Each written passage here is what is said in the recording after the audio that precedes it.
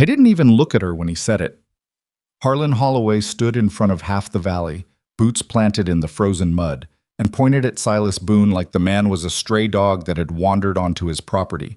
Silas had spent the entire day cutting ice from the pond, 12 hours, bleeding hands, a back that hadn't been right since the war, and Harlan just took it.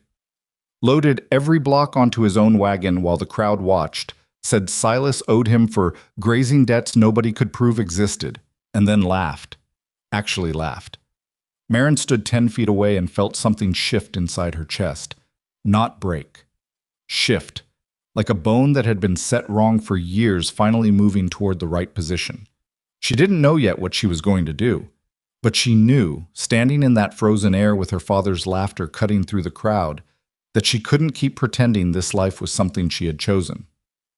If you've ever watched someone take everything from a person who had almost nothing left and felt completely powerless to stop it, stay with me. Because this story is about what happens when a woman decides she is done being powerless. Before we go further, if stories like this one move you, please subscribe to this channel and follow along until the very end. Hit that like button and drop a comment telling me what city or country you're watching from. I want to see exactly how far this story travels. Now let's get into it. The winter that changed everything came in hard and early. By the first week of November, Blackstone Hollow had already seen 2 killing frosts, and the ranchers who hadn't finished storing their feed were quietly panicking behind closed doors, pretending everything was fine when neighbors rode past. That was the thing about the Hollow. People there didn't show weakness if they could help it. Weakness was expensive. Weakness invited exactly the kind of people you didn't want invited. Marin Holloway had lived in the Hollow her entire 27 years, and she understood the unspoken rules better than most. She had learned them not because someone sat her down and explained them, but because she had spent her whole life watching what happened to people who forgot them. She had watched her mother forget them once, had watched what her father did in response, and she had never forgotten the lesson. She was not the prettiest woman in the valley, and she knew it, and she had stopped caring about it sometime around age 19. What she was, what she had always been, was sharp. The kind of sharp that made older men uncomfortable at cattle auctions when she pointed out what they'd missed in a heifer's gate from 30 yards away. The kind of sharp that made her father smile in public and resent her in private, because her knowledge made him money, but her confidence made him look like he needed help. He did need help. He just couldn't stand that it came from her. Harlan Holloway ran the largest cattle operation in the Hollow, which meant he believed, genuinely, deeply believed, that he deserved to run everything else too. He was 61 years old, thick through the shoulders, with a voice that carried the way thunder carries across flat land. When he walked into a room, people rearranged themselves around him. Not because they respected him, exactly, but because it was easier than the alternative. Marin had spent 27 years rearranging herself around him. The morning of the ice harvest, she was already in the barn before dawn, working through a problem with the second-year heifers that had been bothering her for 3 days. 2 of them were showing early signs of something she didn't like in their rear legs. A subtle unevenness in the way they shifted their weight that most people wouldn't catch until the animal went lame. She had caught it. She was trying to decide whether it was nutritional or something worse. She heard her father's wagon leave before first light. She didn't ask where he was going. She had learned not to ask questions she might not want answered. She found out anyway, around mid-morning, when one of the young hands came back from town and mentioned, almost as an aside, that Harlan Holloway was down at the community pond watching the ice harvest. Marin set down the hoof pick she'd been holding and looked at the boy. "Watching?" she said. "Well," the boy shifted. "More like, supervising." She rode down 20 minutes later. Not because she planned to intervene. She rode down because something in the way the boy had said supervising sat wrong in her stomach, and she had learned over the years to pay attention to that feeling. The community pond sat at the bottom of a long slope at the edge of town, and by the time she got there, maybe 30 people were gathered around it, some cutting ice, some watching, a few of the older ranchers standing near their wagons, talking in that careful way men talk when something is happening that nobody wants to name out loud yet. She spotted Silas Boone immediately. He was hard to miss, not because he was large, he wasn't particularly, but because he was the only one still actively working. The others had slowed or stopped, Silas had his shirt damp despite the cold, a long saw in both hands, moving with the slow and deliberate rhythm of a man who had been at it since before anyone else arrived.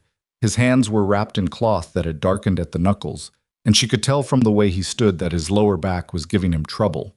He just wasn't letting it stop him. Beside the pond, stacked on rough wooden sledges, were the ice blocks he'd already cut. Maybe 4 hours of work. Maybe more. Her father was standing near those sledges, talking to two men she recognized as hands from his own operation. He was not looking at Silas. He was looking at the ice. Maren pulled up her horse and watched. She watched her father say something to one of his men. She watched the man nod. She watched him walk to the sledge and begin loading the ice blocks onto Harlan's wagon. The crowd went quiet. Silas looked up from the pond. He looked at his ice on someone else's wagon. He looked at Harlan. He set the saw down very carefully against the bank, the way a man sets something down when he is trying to control his hands. "Those are mine," Silas said. His voice was flat. Not angry, exactly. The kind of flat that happens when a man is very tired and has been through enough that loud emotions have become a luxury he can't afford. Harlan finally looked at him. "You're running behind on what you owe me for last spring's grazing rights. I settled that in September. My records say different." "Then your records are wrong." A ripple went through the crowd. Not because what Silas said was particularly bold, it was just true, and most people knew it. The ripple went through because nobody had said it out loud where Harlan could hear it. Harlan smiled. It wasn't a pleasant smile. He just wasn't easy either. He wasn't the kind of man who made friends quickly or charmed anyone at the cattle auction. He was quiet and he worked hard and he struggled financially in ways that were obvious to anyone paying attention. He was, by every measure that mattered in the hollow, nobody important. She rode home trying to forget the whole thing. She had her own problems. The heifers with the bad legs, the feed situation going into winter, the quiet terror she carried every morning when she thought about what her father was planning. Not because he'd told her, but because she had started noticing things. The way certain men visited the house more than business required. The way her father looked at her sometimes, calculating, like she was a number in a column that needed to be moved. She made it almost all the way home before she turned around. She didn't know why exactly. She told herself she had forgotten something in town. She didn't believe herself. She went back to the pond anyway. Silas was still there. Almost everyone else had gone. He was still cutting, working the shallow end now, getting what he could from the thinner ice because thin ice was better than nothing. His sledge was less than a quarter full. His hands were bleeding where the cloth wrappings had shifted. The widow Clara Marsh was there too, an older woman whose husband had died 2 winters back, standing at the edge of the pond with a small sledge and a look on her face like she was trying to figure out a problem she didn't know how to solve. Her horse was limping. Maren could see it from 20 yards. And whatever ice she'd managed to cut on her own was barely enough to matter. Silas Boone put his saw down. He walked over to Clara Marsh's sledge and started loading his ice onto it. His ice. What little remained after Harlan had taken the rest. He loaded it quietly, without being asked, without making a speech about it, and then he helped her hook the sledge to her horse and checked the animal's hoof and said something to her that made the old woman press her hand briefly to his arm. Then he went back to his own empty sledge. He stood there for a moment, looking at it. Then he picked the saw back up and kept working. Maren sat on her horse in the cold and watched that, and something in her cracked open that she hadn't known was closed. It wasn't romantic. She barely knew the man. It wasn't pity either, because pity implies looking down, and she wasn't looking down. It was something closer to recognition, like seeing an answer to a question she hadn't known she was asking. She rode home in the dark, and she did not sleep well. 3 days later, her father called her into the front room after supper. He had that look he got when he had made a decision and was now informing the world of it. Maren had seen that look her whole life. As a child, she had found it frightening. As a teenager, she had found it infuriating. At 27, she found it exhausting. "Sit down," he said. She sat, partly because she chose to, partly because she knew that choosing not to would make whatever came next worse, and she needed to hear it clearly before she responded. He told her about Douglas Crane.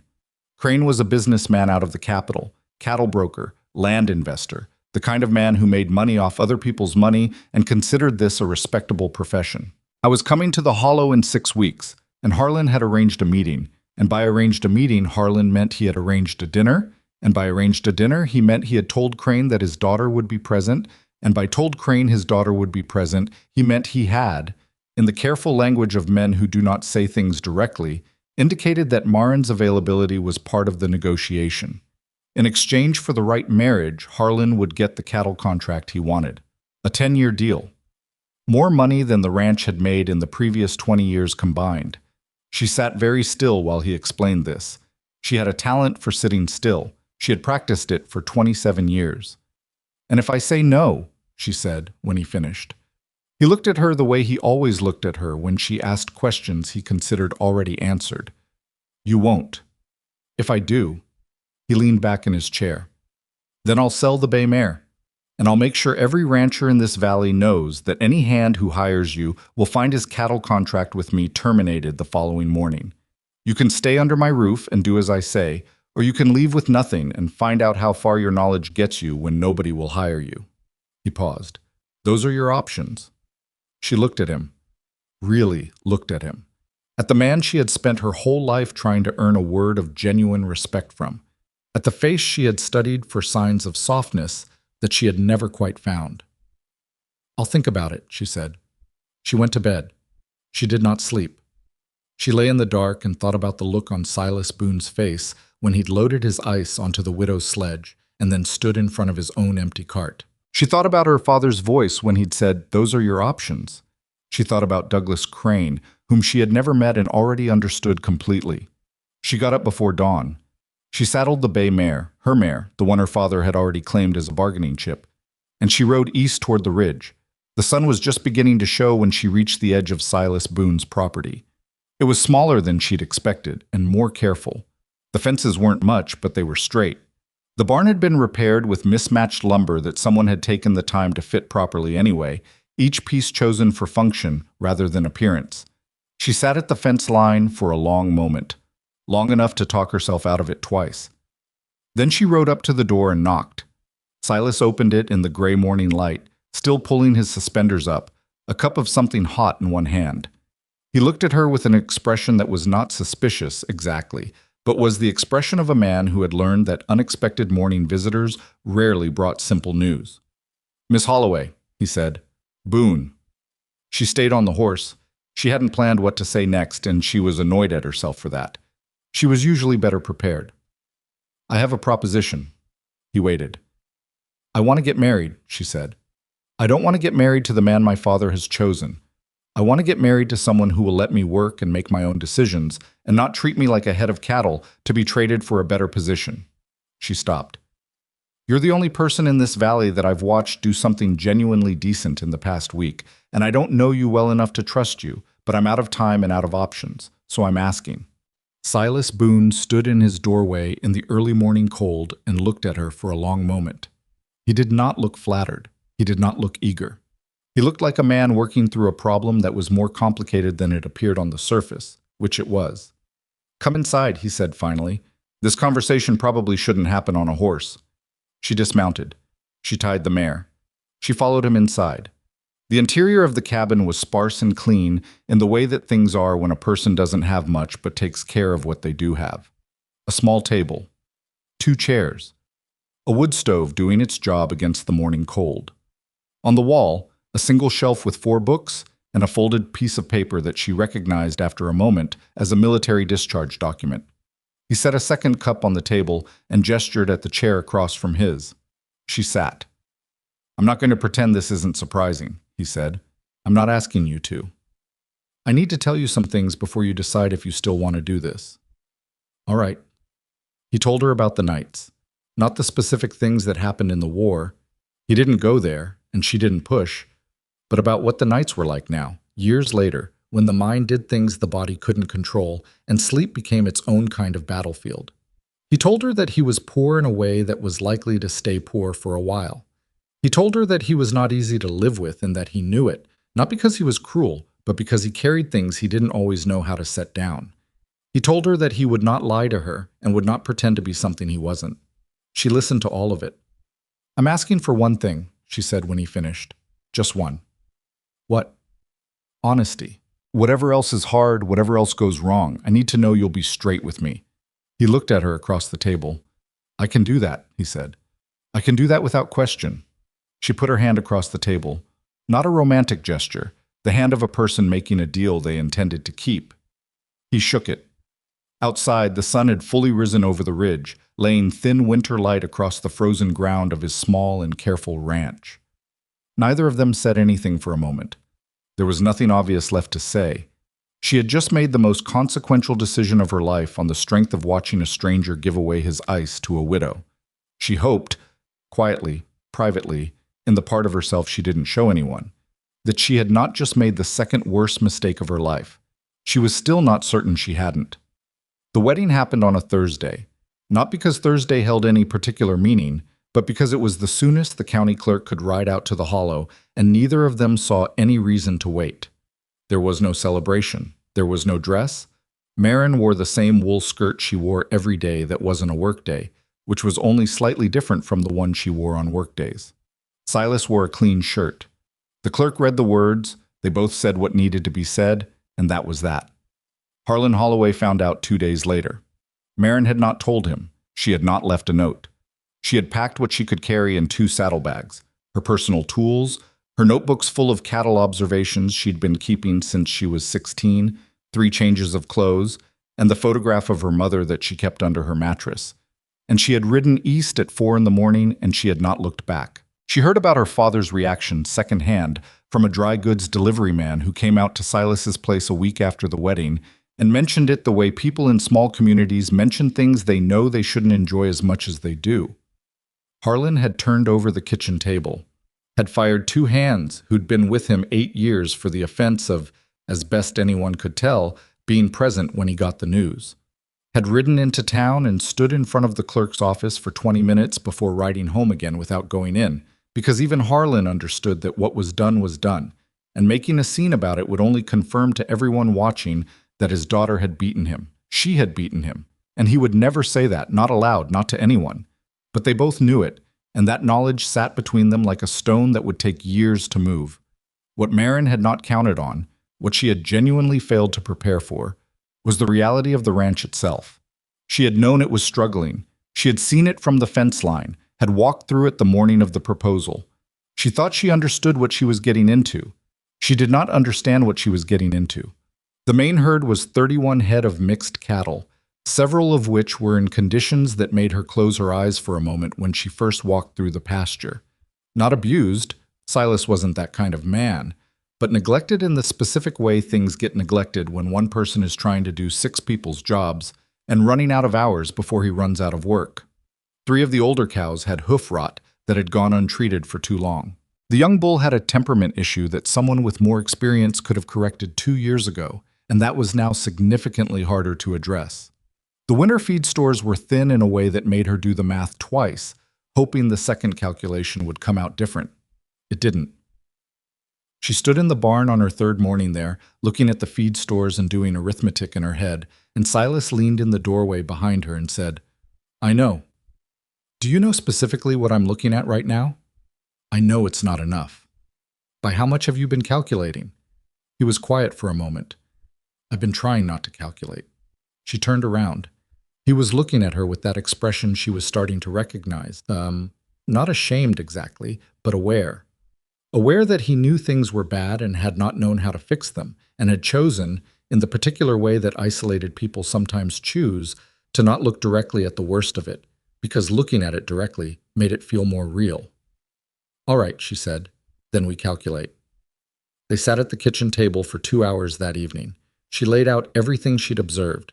He answered her questions without defensiveness, which surprised her, and then it stopped surprising her because she realized that he had been waiting, maybe for years, in some part of himself he hadn't named, for someone to ask the right questions. Not to fix it for him, just to ask. The feed shortfall was real but manageable if they made 3 specific changes immediately. The hoof rot could be treated, and she knew how to treat it, had done it a dozen times on her father's operation. The bull was a harder problem that would require patience. She wasn't sure either of them had going into a difficult winter, but it was workable. The 2 oldest cows needed to be sold before they cost more to keep than they were worth. Not a comfortable decision, but a necessary one. Silas listened to all of this and then said, "You've been here 3 days." I observed quickly. You observed things I missed in 6 years. You were doing it alone. She picked up the pencil and went back to the numbers. That changes what you can see. He didn't respond to that, but something in him shifted slightly. She could hear it in the way he breathed, a small and involuntary release, like a man who has been holding a weight so long he forgot he was holding it. Living alongside someone she barely knew was strange in ways she hadn't fully anticipated. The cabin had one bedroom, which was his, and without any real discussion, Marin took the loft, a narrow space above the main room that was cold but private and suited her better than she'd expected. She was not a person who needed much space. What she needed was the ability to think without being watched, and the loft gave her that. Silas, for his part, was almost remarkably unobtrusive. He was up before she was most mornings, which she hadn't expected from someone who struggled with sleep. She would come down from the loft to find coffee already made and the stove already warm, and he would be gone to the barn without any apparent interest in whether she noticed or thanked him for it. She noticed. She didn't thank him at first, not because she was ungrateful, but because she wasn't sure yet what the rules were between them, and she didn't want to say something that implied more ease than she actually felt. The nights were harder. Not because of anything between them, that was its own careful distance that neither of them pushed at. The nights were hard because of what she'd heard through the floor of the loft. Not every night, not even most nights. But some nights she would wake at 2 or 3 in the morning to sounds from the bedroom below that she could not quite identify at first. A sharp intake of breath, a word said in a voice that didn't sound fully awake, sometimes the creak of him sitting up abruptly, and then the long silence of a man staring at the dark and waiting to be sure he was where he thought he was. She never said anything about it. She wasn't sure saying anything would help, and she was fairly sure it would embarrass him, and embarrassing him seemed like exactly the wrong thing to do in the first fragile weeks of an arrangement that was still more treaty than marriage. Instead, she started making enough noise when she came down in the mornings, pulling her boots on, letting the loft ladder creak, to give him time to hear her coming and be himself by the time she reached the kitchen. It wasn't a solution. It was just a small consideration, the kind you learn to offer when you're living close to someone and paying attention. He noticed. She could tell he noticed because one morning he left a second cup on the table before she was down, and when she came in, he was already sitting with his coffee and the worn look was mostly gone from his eyes.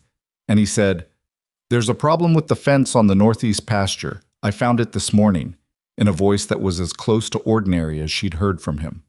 They went and fixed the fence together. The hoof rot cleared up in 10 days. She had expected 12, had told Silas to expect 14, and she was privately pleased by 10, but kept that to herself because there was no point in taking satisfaction out loud about things that still had 100 problems attached to them.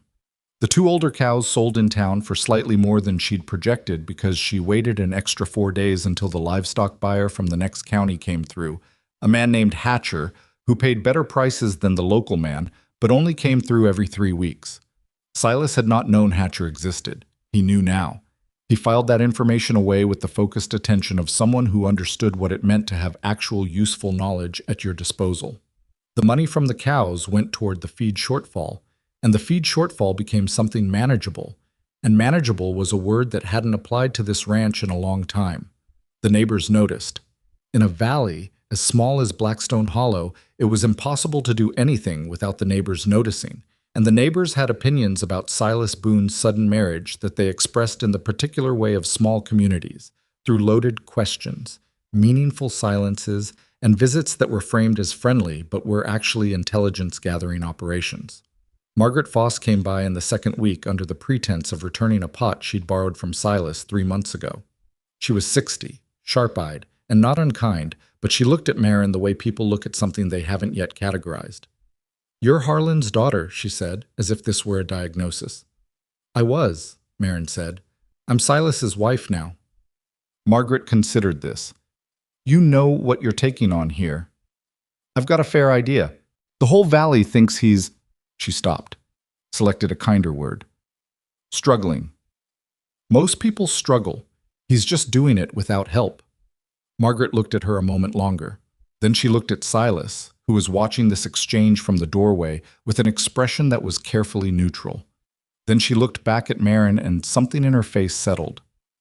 "Well," she said. "All right then." She came back 2 weeks later with a bag of dried beans and didn't make it a thing. The young bull's temperament problem was harder than the other issues and took longer in ways that were frustrating and occasionally dangerous. Silas had a scar on his left forearm from a previous encounter with the animal that he hadn't mentioned until Marin saw it when he rolled up his sleeve one evening. She had stopped what she was doing and looked at the scar and then looked at him. "How long ago?" "Spring," he said. "And you didn't—" She stopped, started again. "Why is he still in the pasture with the herd?" "Because selling him at that price would have set us back too far." "Silas, that scar is— He could have—" "I know what he could have done." His voice was even, not defensive, just even. "I made a calculation. It wasn't a good one. I'm aware." She stood there for a moment, looking at him, not with the anger that had been her first instinct, but with something more complicated. The particular frustration of watching a person accept too much risk because they've had to bear too many things alone, and risk starts to feel like just another unremarkable fact of daily existence. "Okay," she said, "but tell me these things. Going forward, tell me." I wasn't used to there being someone to tell. She sat down and said, "What is that?" "Bean soup." He said it like it was nothing. "It smells like you actually know what you're doing." "My mother was a good cook." He was quiet a moment. I paid attention. She ate 2 bowls without saying much. He didn't appear to need her to say much. The fire in the stove made the cabin warm in a way it hadn't been warm before. Or maybe it had been warm before and she'd been too busy cataloging problems to notice.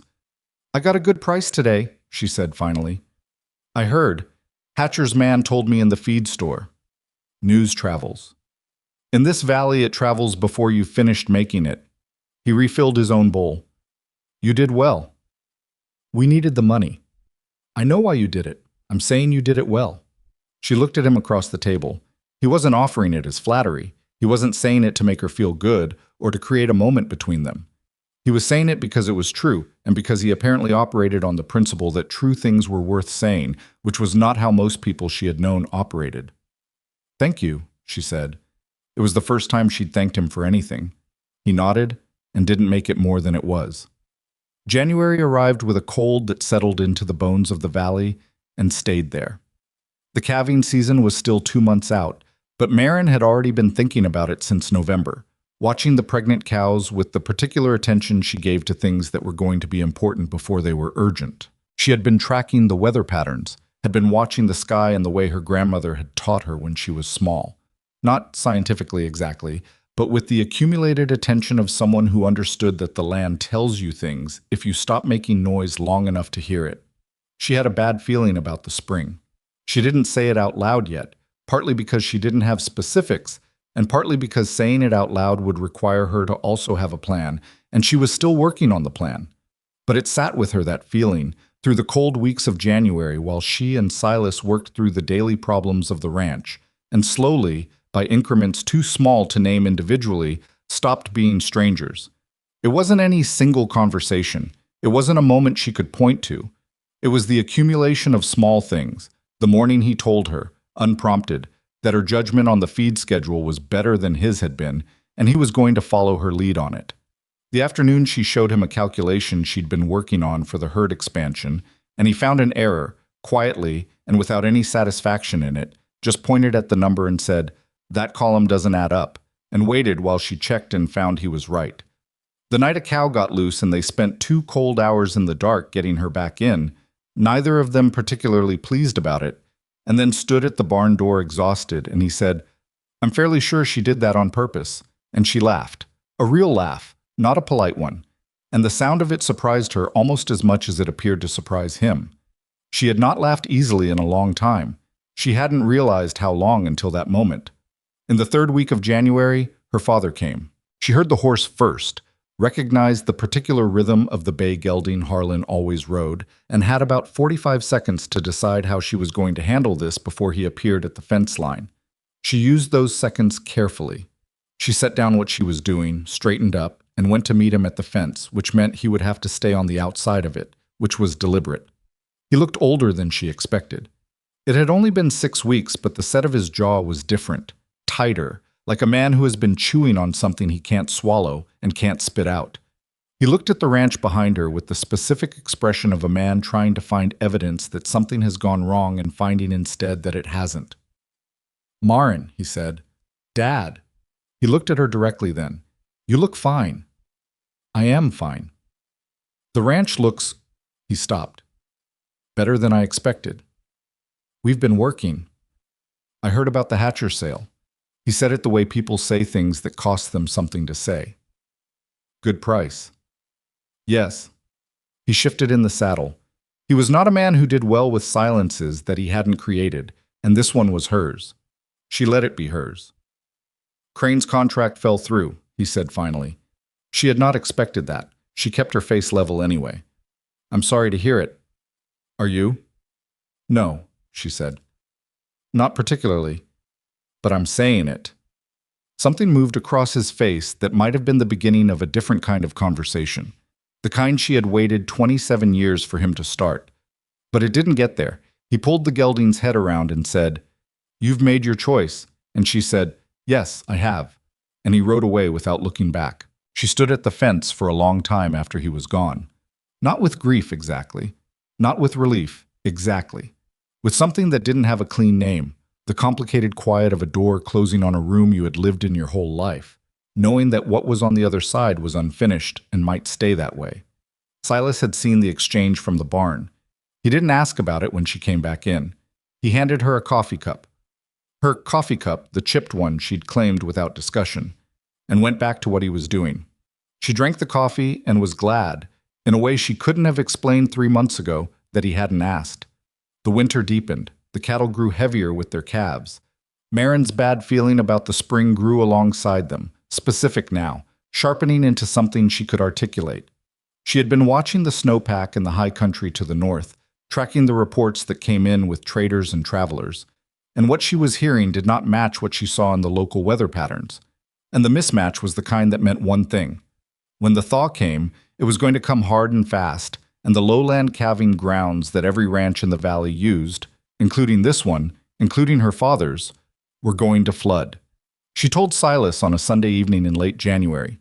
She laid it out the way she laid out everything, methodically, showing her work, explaining the specific observations and the logic that connected them.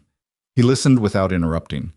When she finished, he said, "If you're right about the snowpack, we're looking at 2 feet of standing water in the south pasture by the second week of April.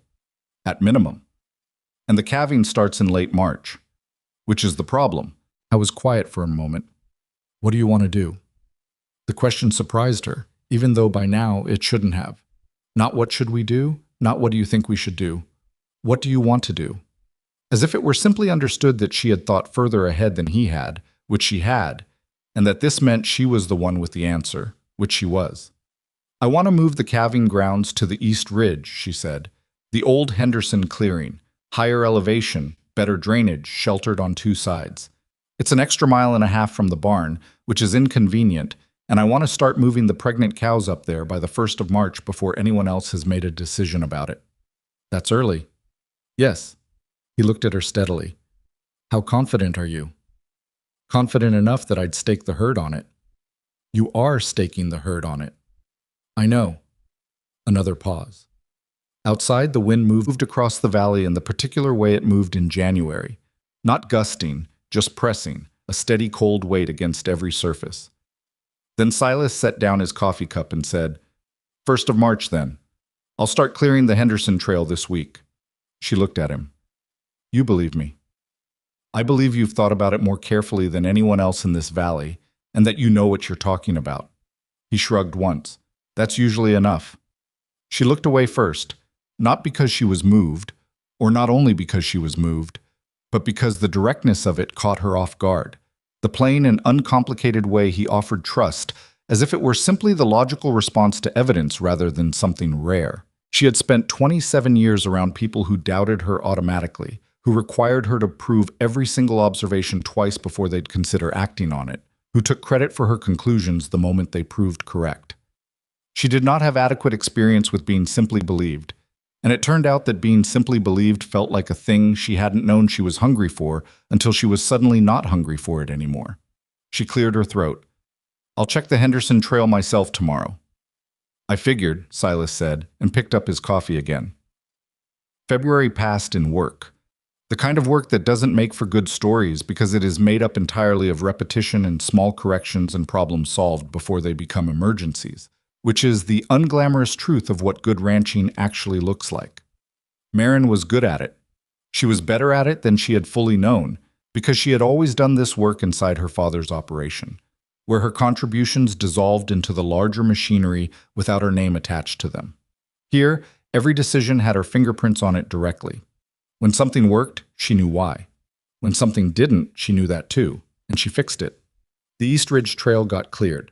The Henderson clearing got fenced with the last of the good lumber and some of the not-so-good lumber, fitted carefully the way everything on this ranch was fitted when it couldn't be done well in the way it was done solidly. The pregnant cows moved up on the 1st of March exactly as planned, complaining about the extra mile and a half in the specific vocal way of cattle who have opinions about inconvenience. By the second week of March, 3 other valley ranchers had ridden up to look at what Marin was doing and had ridden away shaking their heads. By the last week of March, 4 of them were quietly asking if there was still room in the Henderson clearing. There wasn't. She had calculated for exactly her herd, and the space was full. She was sorry about that. Not performatively sorry, actually sorry, in the concrete way of a person who knew what was coming and couldn't extend the fix far enough to cover everyone. She told them what she'd observed, what she'd calculated, what she thought was going to happen. What they did with that information was up to them. Most of them waited too long. The thaw came on the 9th of April, fast and hard, exactly as she'd predicted. The south pasture flooded in 18 hours. The traditional calving grounds in the valley floor went under 2 feet of standing water by the second morning. Marin was on the East Ridge when it happened, 3 newborn calves already on the ground and another birth underway. Silas was with her, not directing, just present, handing her things when she needed them, keeping the other animals calm, watching the low country flood with an expression that was not satisfaction, but was the particular gravity of watching something you'd hoped not to see confirmed. "How many calves do you think they'll lose?" he asked, looking down at the valley. "Enough," she said, without looking up from what she was doing. "Too many." She was right about that too. By the end of calving season, every calf born on the East Ridge was alive. The losses in the valley were significant. And the ranchers who had ridden up in late March, shaking their heads, came back in April with different expressions on their faces, quieter, more careful, the specific look of people updating their understanding of who in this community actually knew things worth knowing. Word got around. In Blackstone Hollow, word always got around. And the word, this time, was about Marin Boone, and what she'd seen coming, and what she'd done about it, and what that meant for the ranch that everyone had considered barely worth the name. She heard about it from Margaret Foss, who came by in the 3rd week of April with a pie, and the particular satisfied expression of someone who has been telling people something for weeks and has now been proven correct. "The whole valley's talking about you," Margaret said. "They were talking about me before," Marin said. "Differently," Margaret said, and left the pie. Silas said nothing about any of it, which was either modesty or simplicity, and she had stopped being sure there was a meaningful difference between those things when it came to him. But one evening, near the end of April, when the flood had receded and the new calves were gaining weight, and the herd looked better than it had looked in years, he came in from the barn and stood in the doorway for a moment before saying, "I want to show you something." She followed him out to the north side of the property, past the barn, past the old equipment shed that she'd helped him reorganize in February, and that now actually functioned as a place where tools could be found instead of a place where tools went to disappear. He stopped at the fence line. On the other side was a structure she hadn't noticed before, or had noticed, she realized now, but had filed away as an old storage pen and not examined further. But looking at it now in the evening light, she could see that it wasn't old. The wood was weathered, yes, but the joinery was tight, the posts were plumb, and the layout was specific and considered. It was a series of cattle pens, larger than what the current herd required, built for a herd that didn't exist yet. She looked at them for a long moment. Then she looked at Silas. "When did you build these?" He was quiet for a moment, looking at the pens, not at her. "Started them a few years ago. Finished the last section about 8 months before you came." "You built pens for cattle you didn't have." "I built pens for a herd I intended to build." She looked back at the pens, counted the sections, calculated the capacity. This is twice what we currently run. I know. You were planning to expand. I was planning to eventually have help. He paused. I didn't know what form the help would take. I built them. Because I thought that if I built them, eventually there would be a reason to fill them.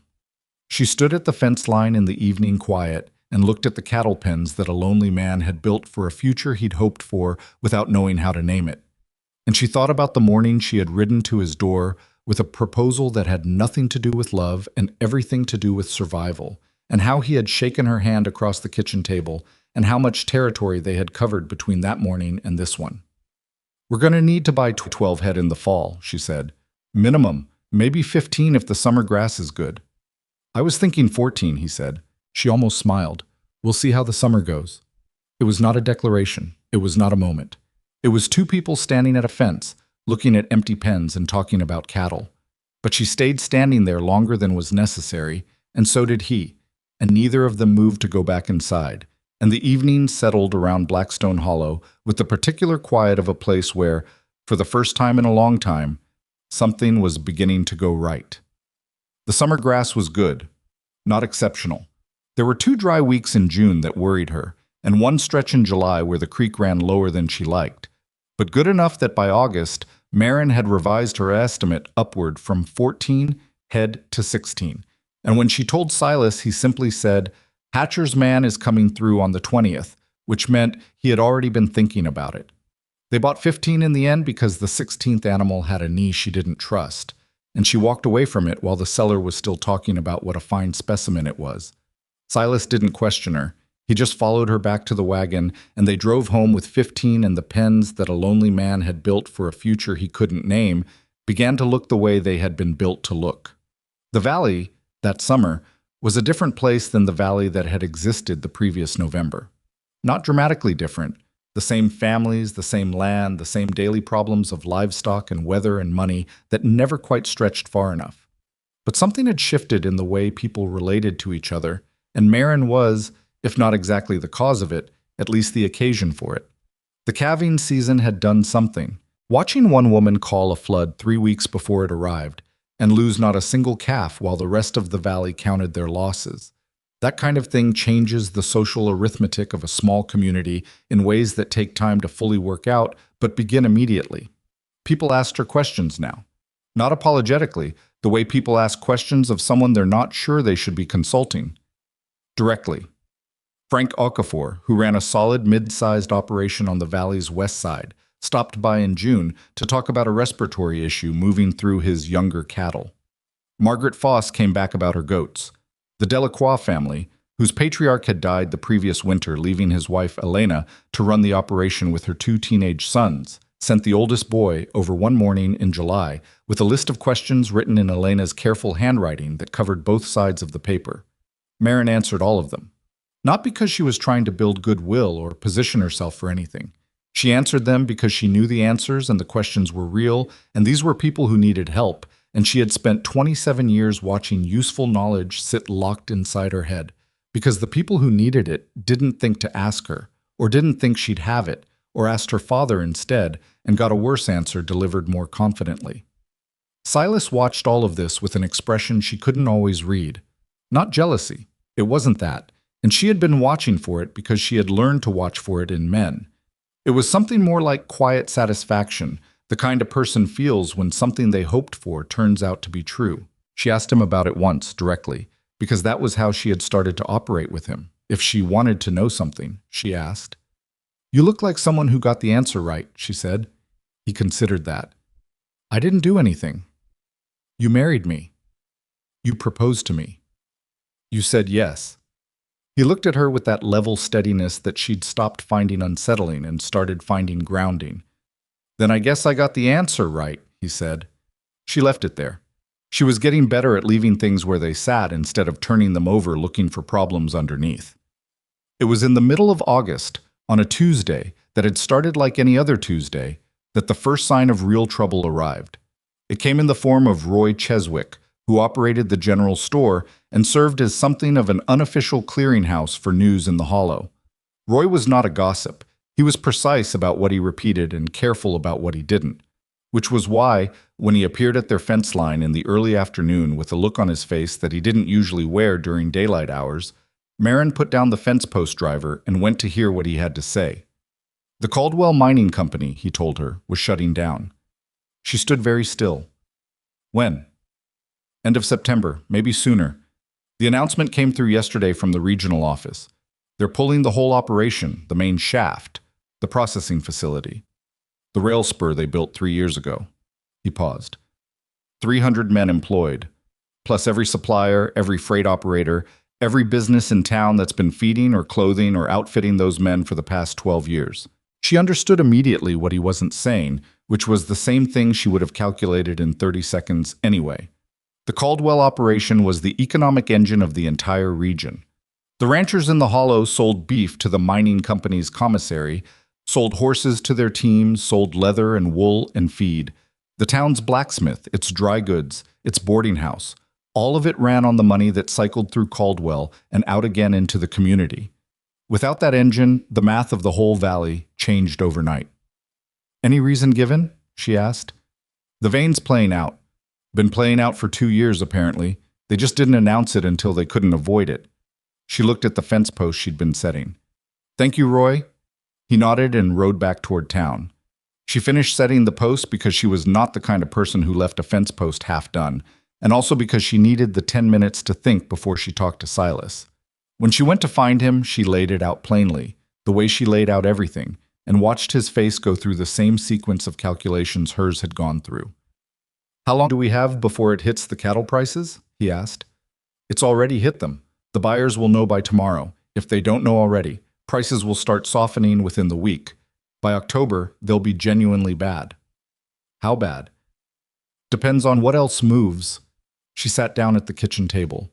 There will be people in this valley looking to sell everything before winter. If enough families decide to get out at the same time, the market floods and the prices go off a cliff. He was quiet for a moment. And if they don't sell, then they try to winter a full herd on whatever reserves they have, hope the prices recover by spring, and run a serious risk of losing everything anyway if the winter's hard. She looked at the table. There's no good option here, just less bad ones. Silas sat across from her. What would you do? She had been thinking about it since the fence line. I don't know yet. I need to hear what the rest of the valley is planning before I can answer that. What the rest of the valley was planning became apparent with uncomfortable speed. Within a week of the Caldwell announcement, a company called Meridian Land and Cattle had arrived in Blackstone Hollow. They came quietly. 2 men in clean coats, a rented office in the back of the boarding house, polite smiles and firm handshakes. Their proposition was straightforward. They would purchase cattle at a fixed price, right now, guaranteed, no waiting for market conditions to stabilize. The price they offered was roughly 40% of what the cattle were actually worth. 40%. Marin did the arithmetic 3 times because she kept expecting the number to change. She heard about the Meridian offer from Frank Okafor, who came to her specifically, with a look on his face that sat somewhere between fury and despair. They came to me this morning, he said, sat in my kitchen and told me it was a fair price given the uncertainty, said the market could go lower. He stopped. Could it go lower? It could go lower, she said honestly. It probably won't go that much lower, but it could.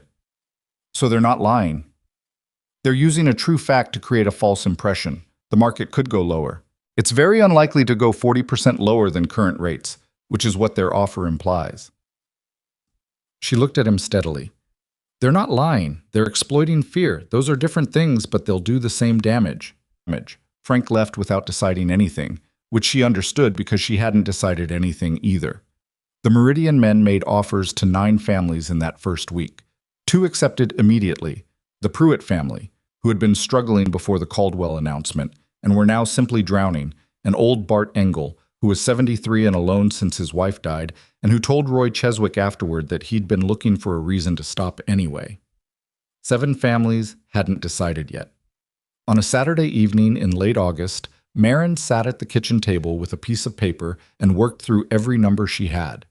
The current value of their herd, the realistic range of market prices over the next 12 months, the cost of wintering the cattle, the cost of not wintering them and trying to rebuild in spring, the Meridian offer, calculated out to what it actually represented in terms of real loss.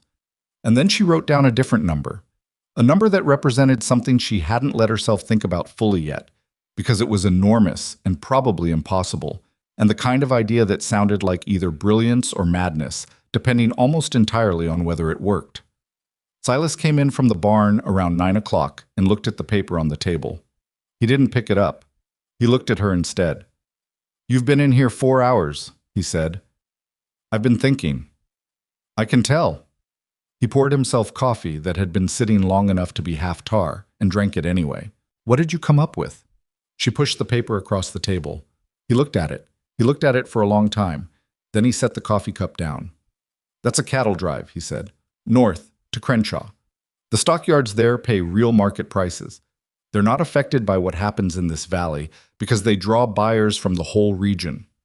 Crenshaw is 260 miles, 243 if we take the Ridgeback route. That route crosses the Sallow River twice. In October, which means it'll be running high but manageable, not what it would be in April." She kept her voice level. "I've looked at the maps. I've looked at the timing. It's hard, Silas. I'm not going to tell you it's not hard.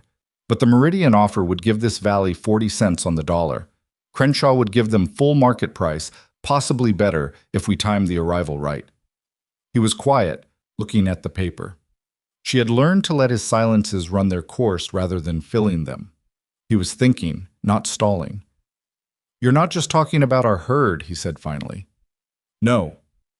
You're talking about every family in the valley putting their cattle together and driving them north. Combined, we'd have enough volume to justify the trip and enough hands to manage the herd safely. Individually, none of us has either." He looked up from the paper. "You'd need to convince 11 families to trust this plan. 10, the Pruitts and Old Bart, have already sold. 10 families who are scared and have never done a drive of this scale and have every reason to take the sure thing, even if the sure thing is a bad deal." He paused. "And you'd need someone to lead it." She met his eyes across the table. She didn't say anything. He looked at her for a long moment. "Marin, I know this valley's cattle better than anyone in it. I know the route better than I knew it 2 hours ago, and I'm going to know it better still by the time we leave. I'm not—" She stopped, restarted. "I'm not saying I'm the most experienced drover in the world. I'm saying I'm the best option we have." "I know you are," he said. "I'm not arguing. I'm asking if you're ready for what it means. 10 families following your lead for 3 weeks across that country. If something goes wrong, it goes wrong on your name. Something will go wrong. Something always goes wrong on a drive. The question is whether I can handle what goes wrong." She looked at the table, then back at him. "I think I can." "I know you can," he said. And he picked up the paper again and started asking practical questions, which was the highest form of agreement she'd ever gotten from him. The Valley meeting happened 4 days later, on a Wednesday, in the yard behind Roy Cheswick's store, because it was the only space big enough. Every family sent someone. Marin had not announced what she planned to say. She'd asked Roy to call the meeting and let people draw their own conclusions about why, because she had learned from watching her father that people who feel summoned resist differently than people who feel gathered. She laid it out the same way she laid out everything. No theater, no false confidence, no minimizing the difficulty. 243 miles. 3 weeks minimum. The Sallow River crossings. The weather risk. The cost of the drive measured against the guaranteed loss of the Meridian offer. The realistic upside if they made Crenshaw with the herd intact. The room, the yard, was quiet when she finished. The kind of quiet that means people are actually thinking rather than waiting for their turn to speak. Frank Okafor spoke first. "Who leads it?" "I do," Marin said. A ripple. Not hostile. Something more complicated. She watched it move through the faces in front of her and read it clearly enough. These were people who had updated their picture of her since the calving season, but updating your picture of someone's knowledge and trusting that person with your entire livelihood across 3 weeks of hard country were two different things. Gus Hartwell, a rancher in his late 50s who hadn't spoken to Marin directly since she'd arrived in the valley, cleared his throat. "No offense to you personally, Mrs. Boone, but you've never run a cattle drive." "I've never run one," she said. "I've been managing cattle my entire adult life. I know every animal in this valley by sight, and I've spent the past 4 days studying that route in detail. You're right that I don't have direct experience leading a drive. She paused. Neither does anyone else here. At least I've thought it through.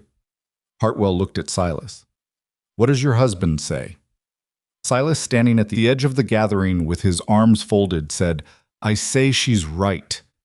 You'd follow her lead, without question. Another silence. Different quality, more considered. Elena Delacroix, sitting with her two sons, raised her hand slightly. What do we need to contribute? That was the moment. Not a dramatic one. Elena's voice was quiet, almost tentative. But it was the question that changed the meeting from a debate into a planning session, and everyone present felt the shift. By the end of that evening, 8 families had committed. The remaining 2 came by in the following 2 days separately, each one saying something slightly different that meant the same thing. They had done their own arithmetic, and the drive was the better bet. The Meridian men came to Marin's fence line on a Thursday morning 5 days before the drive was set to begin. Both of them this time, which was different from their individual visits to the other families. They were polite. They stayed on the outside of the fence, which she noted. The taller one did the talking. He said he'd heard about the planned drive and wanted to offer a counter-proposal. The company was willing to increase their offer, not to full market price, he was careful not to say that, but to 55%, a significant improvement, and guaranteed. No weather risk, no river crossings, no 3 weeks sleeping on hard ground. Just a sale, done and settled, before winter. Marin looked at him. The answer is no, she said. Mrs. Boone, I understand the appeal of the alternative, but you have to appreciate the risk. I appreciate the risk, she said. I calculated it before you came here the first time. The answer is no. The taller man looked at his companion, then back at her. The politeness thinned slightly at the edges, showing something else underneath. Not quite threat, but the outline of it. If the drive fails, if you lose animals, if the market at Crenshaw isn't what you're projecting, these families won't recover. You understand that? If the drive fails, she said evenly, that'll be on me. I understand that completely. He held her gaze for a moment. Then he nodded, once, and they both rode back toward town. She stood at the fence and let herself breathe. Silas appeared at her shoulder. She hadn't heard him come up, but she wasn't startled either, because she had stopped being startled by him sometime in the spring. Well done, he said.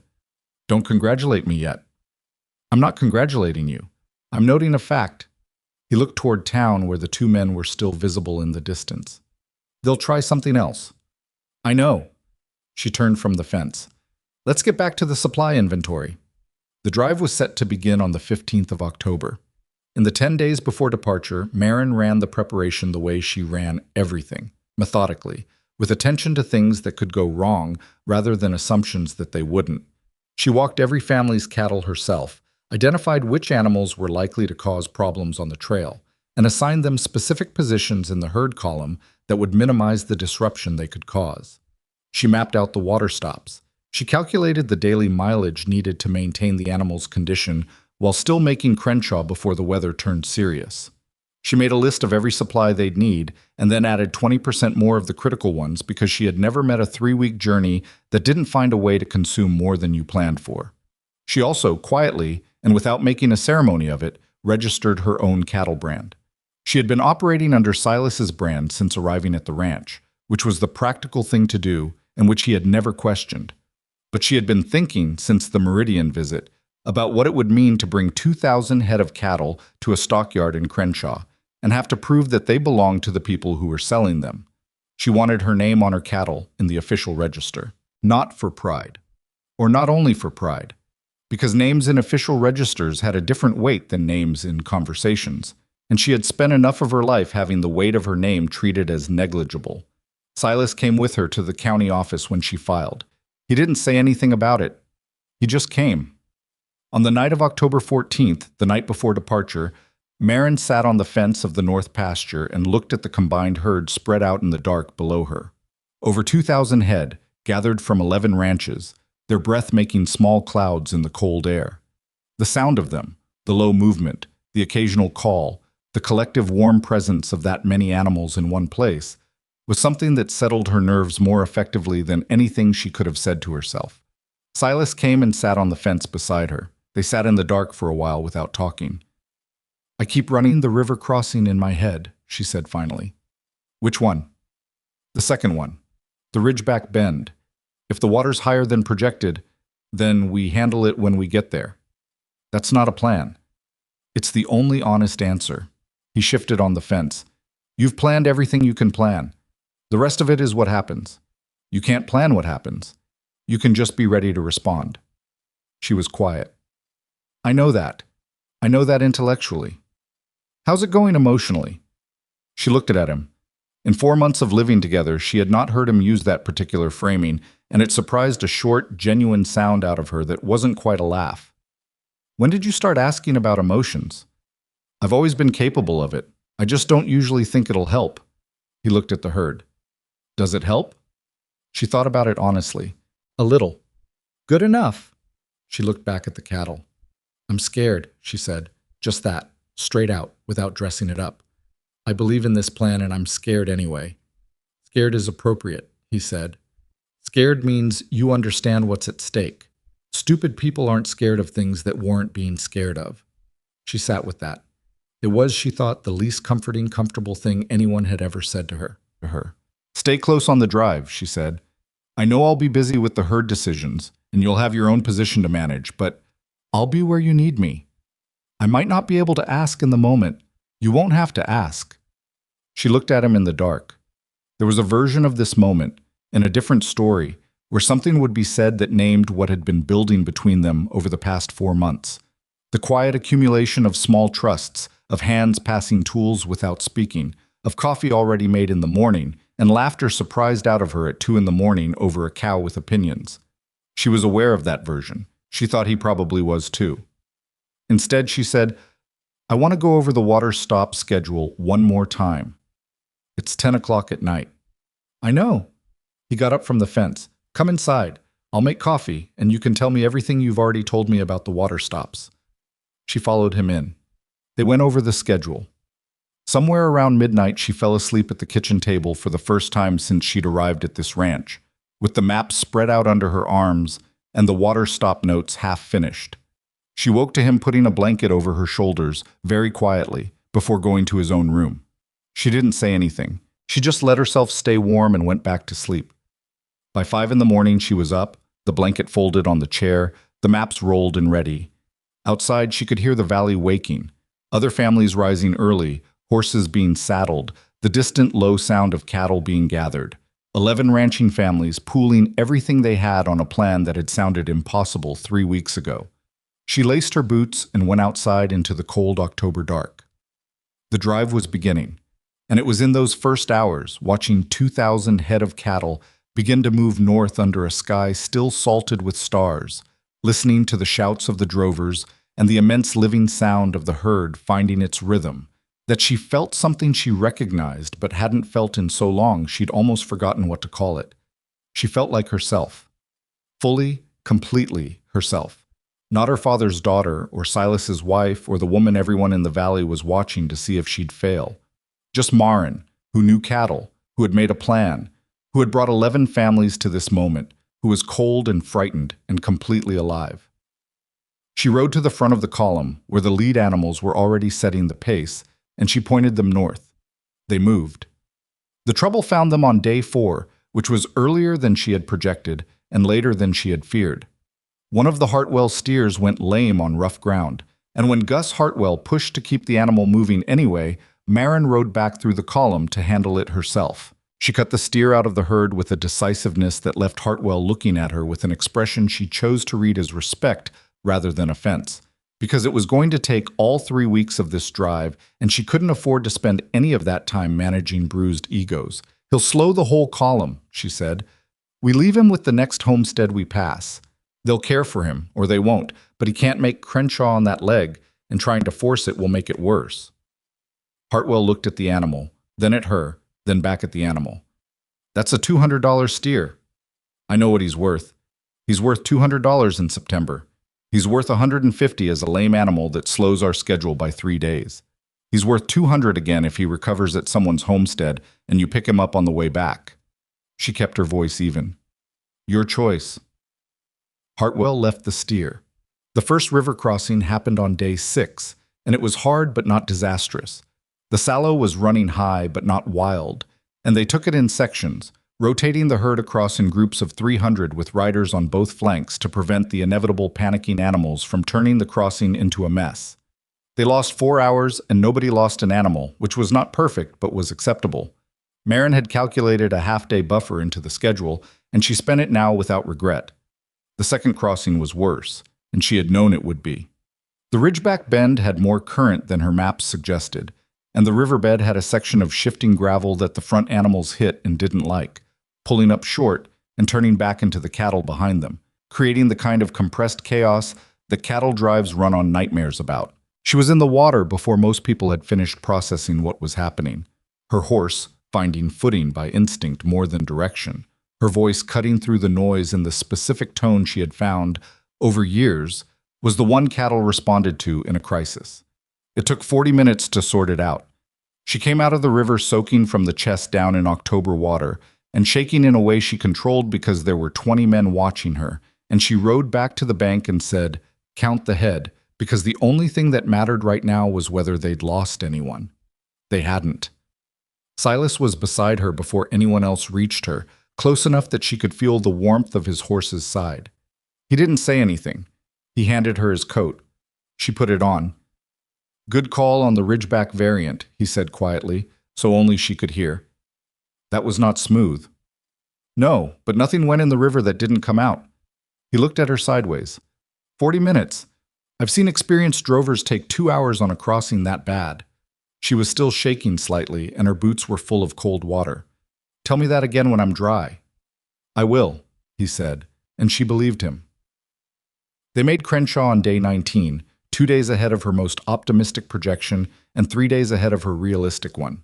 She had pushed the pace when the weather turned friendly in week 2, had read the conditions correctly, and had arrived with the herd in better condition than anyone except possibly herself had expected. The stockyard town was larger than she had been prepared for, or she had been prepared for it in numbers, in the maps and descriptions she'd studied, but prepared in numbers and prepared in person were different things. She had never been this far from the hollow. She had grown up in a small valley and married into it, and the widest she had ever cast her eye in a single direction was the view from the East Ridge. She cast her eye across the Crenshaw stockyards and understood, in a way she hadn't quite before, how large the world was and how much of it she had been kept from seeing. Then she got to work. She had inquired ahead about the buyers through Roy Cheswick's network of contacts, and she had identified 3 likely candidates for the purchase. The biggest was a man named Aldous Creed, who had a reputation she had spent 2 evenings reading through Roy's letters understanding. Creed was not dishonest, exactly. He was strategic. He paid real prices, but he bargained from a position of knowing more than the sellers. And his particular method was to question the herd's provenance when the sellers arrived without the kind of documentation that was common in larger operations but unusual in small valley drives. He questioned the provenance. Marin had been expecting it. She had the documentation. She had spent a week before departure assembling every bill of sale, every brand registration, every county record she could lay hands on, organized in a leather folder that she now produced from her saddlebag and handed to Creed's man without expression. Creed's man looked at it, looked at her. "This is unusually complete." "I know." He went to consult with Creed, reasonable but not excellent. She knew the current market well enough by now to know it was the opening offer of a man who expected negotiation. She negotiated. It was not comfortable. Creed was 60 years old and had 30 years of experience buying cattle at prices that benefited him, and he looked at Marin across the stockyard fence with the specific expression of a man who believed this would not take long. She let him believe that for the first 5 minutes. Then she started talking, and the expression changed. She had done something in the final days of the drive that she hadn't told anyone about. She had evaluated, purely by observation, what she believed every animal in the combined herd weighed. Not approximately. Specifically. The buyers would weigh them, which would take time, but she had numbers in her head already. When Creed's man implied that the herd's condition was uncertain, after 3 weeks on the trail, she offered to estimate the weight of any 10 animals he chose, right now, before the scale, and she offered to do it to within 3% of the actual weighed result. Creed looked at her. He chose 10 animals. She walked along the fence and gave him a number for each one. Creed had his man run them through the scale immediately, and the number he got back while Marin stood at the fence and waited was close enough to what she had said. Close enough that the stockyard workers who were watching started looking at each other in the particular way of people who have just seen something they don't usually see. Creed looked at her with entirely different eyes than he had 20 minutes ago. "Where did you learn that?" he said. "My whole life," she said. "Now let's talk about a fair price." They talked about a fair price. She got a very good one. She rode back to where the Valley families were waiting with a number written on a piece of paper that she handed to Frank Okafor because he was nearest, and watched his face change as he read it. He looked up. He showed it to Gus Hartwell. Hartwell showed it to Elena Delacroix. Nobody said anything for a moment. Then Frank said, "That's more than twice the Meridian offer." "At full market price, yes. Slightly above because I timed the arrival for when the weekly buyers were present." She put the paper in her pocket. Roy's network said Tuesday was the right day. Roy was right. Gus Hartwell looked at her with the expression of a man who is updating a significant amount of information at once.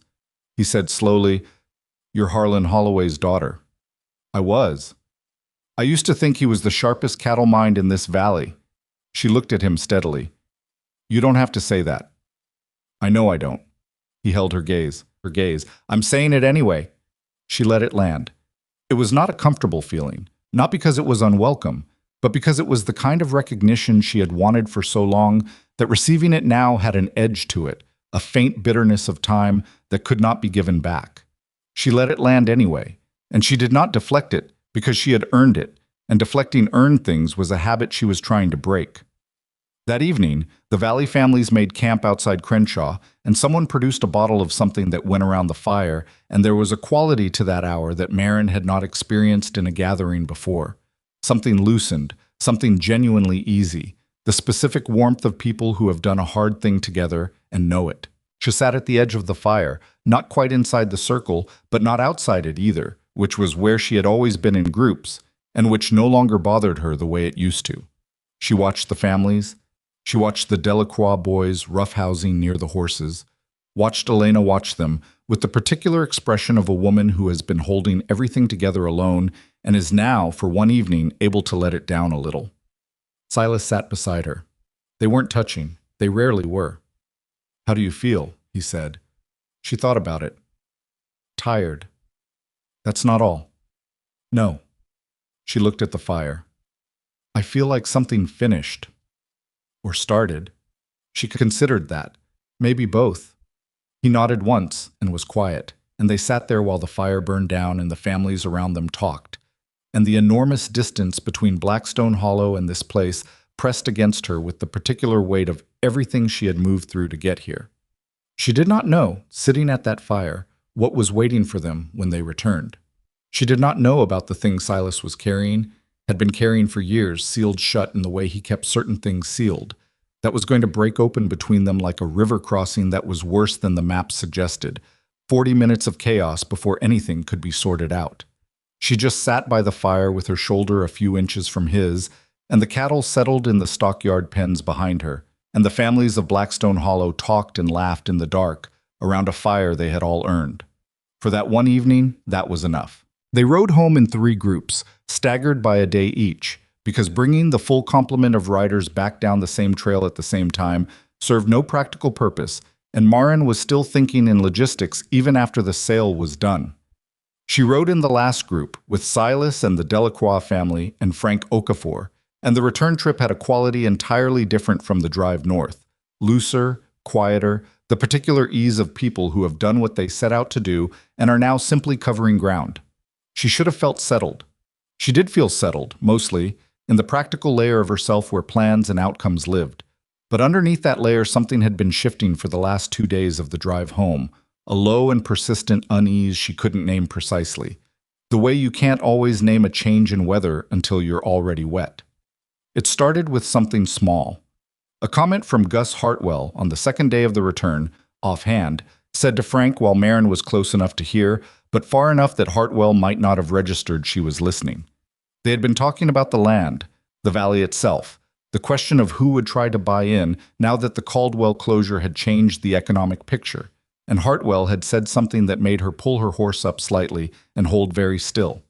He had said, "Well, Boone's situation with the title is its own thing. That's a conversation for another time." Frank had changed the subject. Marin had not asked. She didn't ask because she didn't know exactly what question to ask, and she had learned over the years that asking a vague question got you a vague answer, and a vague answer could be more misleading than no answer at all. She sat down across from him. She did not pick up the coffee he had poured for her. "What is Boone's situation with the title?" she said. He looked up. "I heard Hartwell," she said. "On the trail. He didn't know." "Near enough." She kept her voice level. "I've been waiting 2 days to ask you directly, because I wanted to ask you and not someone else. So, what is Boone's situation with the title?"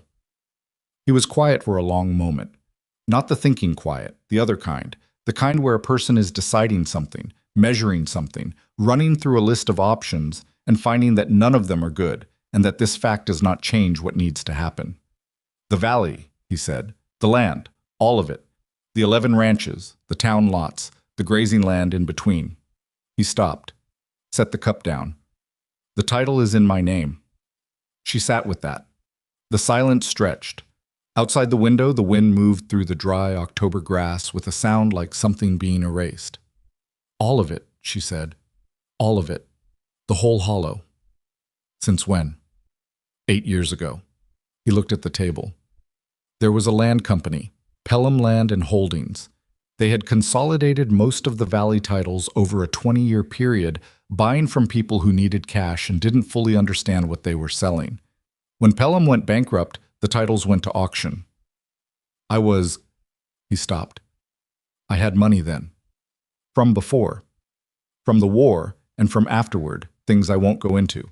I used it to buy the titles at auction before outside investors could get them." He looked up. "I paid market value. The transaction was legal. I have documentation."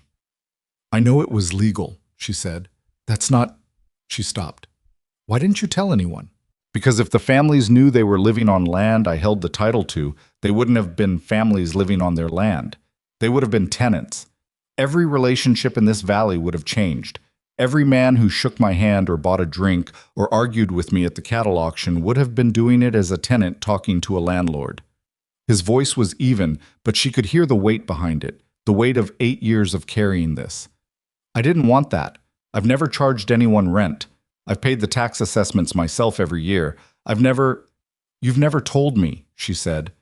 That landed differently than the other things. He felt it. She watched him feel it. "No," he said.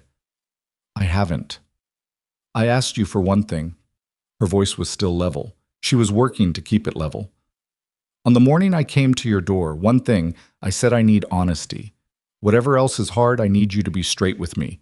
And you said—" She stopped, took a breath. "You said you could do that without question." "Yes." "And you never told me this." "No." She stood up. She didn't have anywhere specific to go, and the cabin was small, but she stood up because sitting still was no longer something her body would do. She walked to the window, looked out at the yard, the barn, the fence lines of the only property she'd come to in this valley without her father's name attached to it. "How much of what I thought was mine," she said slowly, "is actually yours? The brand is yours. The income from the sales is yours, registered under your name.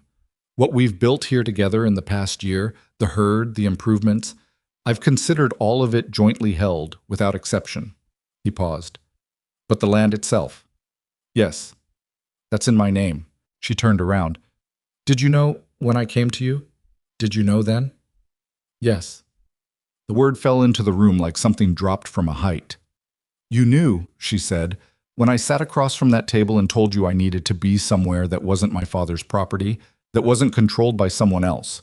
You knew that you held the title to the land I was proposing to live on. And you shook my hand." He didn't look away. "Yes." The anger that came up was cleaner than she expected. Not a wild thing, a cold and specific thing. The anger of someone who has taken great care to see clearly and has found out that the picture was not what they were shown. "Get out," she said. He stood up. "Not permanently," she said, because even in this moment she was a person who said what she meant precisely. "Tonight." I need you out of this room, and I need to think." He picked up his coat from the hook. He paused at the door. "I'm sorry," he said. "I can explain the reasoning, but I know it doesn't fix the thing I broke." "No," she said, "it doesn't." He went out. She heard his footsteps cross the yard toward the barn. She stood at the window and watched the lamp go on in the barn window, a small yellow square in the October dark, and she stood there long enough that the cold coming through the glass became something she stopped noticing. She thought about her father, not because Silas was like him. He wasn't, and she was not going to make that mistake, conflating two different things because they both involved deception. Her father had hidden things for his own benefit, had moved her around like a piece on a board without telling her the rules of the game. What Silas had done was different in motivation. She could see that clearly enough. But different in motivation was not the same as different in effect. The effect was that she had believed she was making a free choice, and the ground under that choice had not been what she thought. She sat back down at the table. She spread her hands flat on the surface of it, the way she sometimes did when she was working through a problem she needed to hold still. He had bought those titles to protect the families. She believed that. She believed it not because she was disposed to believe the best of people, she wasn't, particularly, but because the evidence of 8 years was lying plainly in front of her, and it told that story without ambiguity. He had charged no rent. He had told no one. He had paid the taxes himself, out of money that she now understood explained why he had arrived in the valley with something that had steadily drained down to almost nothing. He had spent himself protecting people who laughed at him at the ice harvest. She believed all of that. And it still meant he had shaken her hand across this table and promised her honesty, and kept the largest fact of his life sealed up behind that promise. She sat at the table for a very long time. The fire in the stove burned down, and she let it burn down without feeding it because she was thinking, and she did not particularly want to be warm right now. Around midnight, she went to the barn door and knocked on it, which was strange, knocking on your own barn door, but nothing about this night was operating on normal rules. Silas opened it. He had made himself a reasonable situation in the hay. She could see the blanket, the lantern turned low, and he looked at her with the expression of a man who has been waiting and has made his peace with waiting and is now simply present for whatever comes next. "Tell me the whole thing," she said. "All of it, from the beginning," he told her. It took the better part of an hour, sitting on the hay with the lantern between them, the horses moving quietly in their stalls around them. He told her about the money, a settlement from a land dispute his family had been party to before the war, combined with money he had saved during the war, in the specific grim way that soldiers sometimes save money because there is nowhere to spend it and nothing worth spending it on.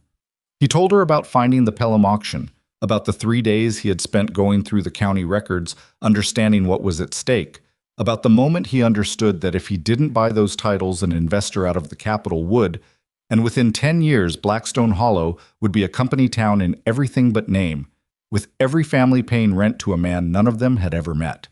He told her about the years since, the tax payments routed quietly through the county office under a payment arrangement the clerk understood was confidential. The way the money had drained, slowly and then faster, until the ranch that had started as a comfortable position had become what she found it, genuinely poor, genuinely struggling, a man with paper wealth and no liquid means to act on it. "You could have sold a parcel," she said. "Any one of those parcels would have—" Selling a parcel meant the buyer would discover who held the surrounding titles. And once one person knew, everyone would know. And once everyone knew, he stopped. "I was in it. I couldn't get out without the whole thing coming apart." "So you just kept paying?" "Yes." She looked at him in the lantern light. He looked tired in a way that was not just tonight's tiredness. It was the fatigue of someone who has been holding something heavy for 8 years and has finally been able to put it down, even if putting it down broke something in the process. "When were you going to tell me?" she said. "I've been trying to figure that out since the morning you knocked on my door." He looked at his hands. "There was never a good time. In the beginning, I didn't trust you well enough. Not because of anything about you, but because I hadn't trusted anyone with this in 8 years, and that kind of thing hardens into habit. And then as time went on, He stopped again. "I knew what it would do. I knew how it would look. And I kept thinking there would be a better moment, a clearer way to explain it, and the better moment kept not arriving. Because there was no better moment. There was just the truth and the choice to say it. Yes. He looked at her directly.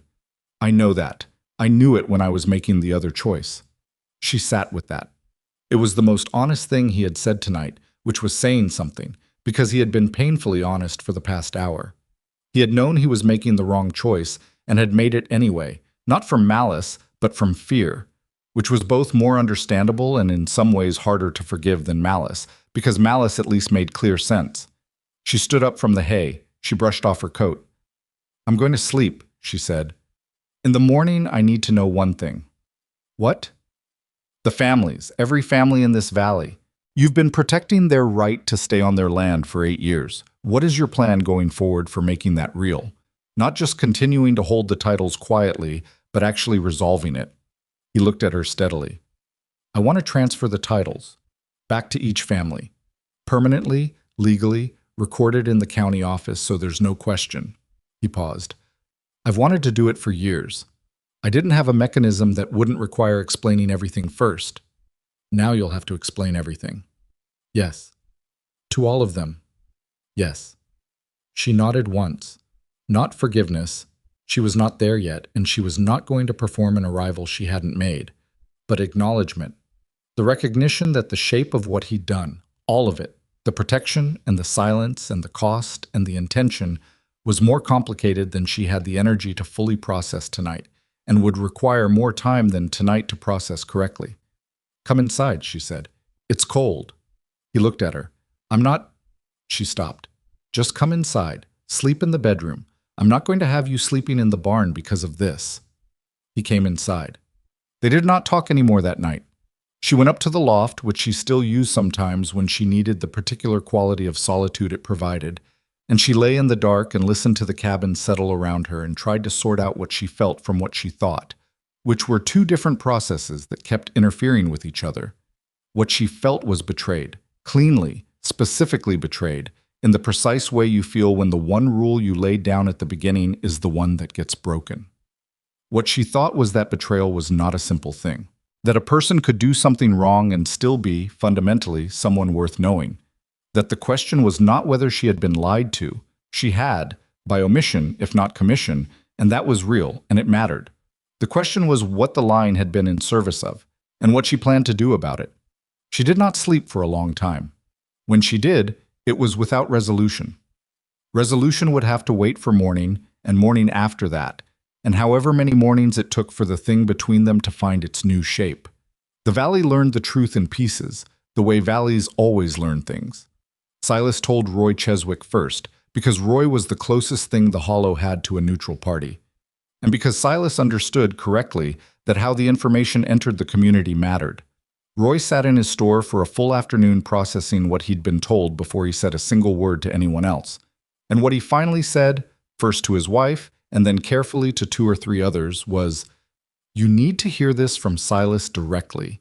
But when you hear it, think about what it means before you decide how to feel about it." That framing helped. Not completely.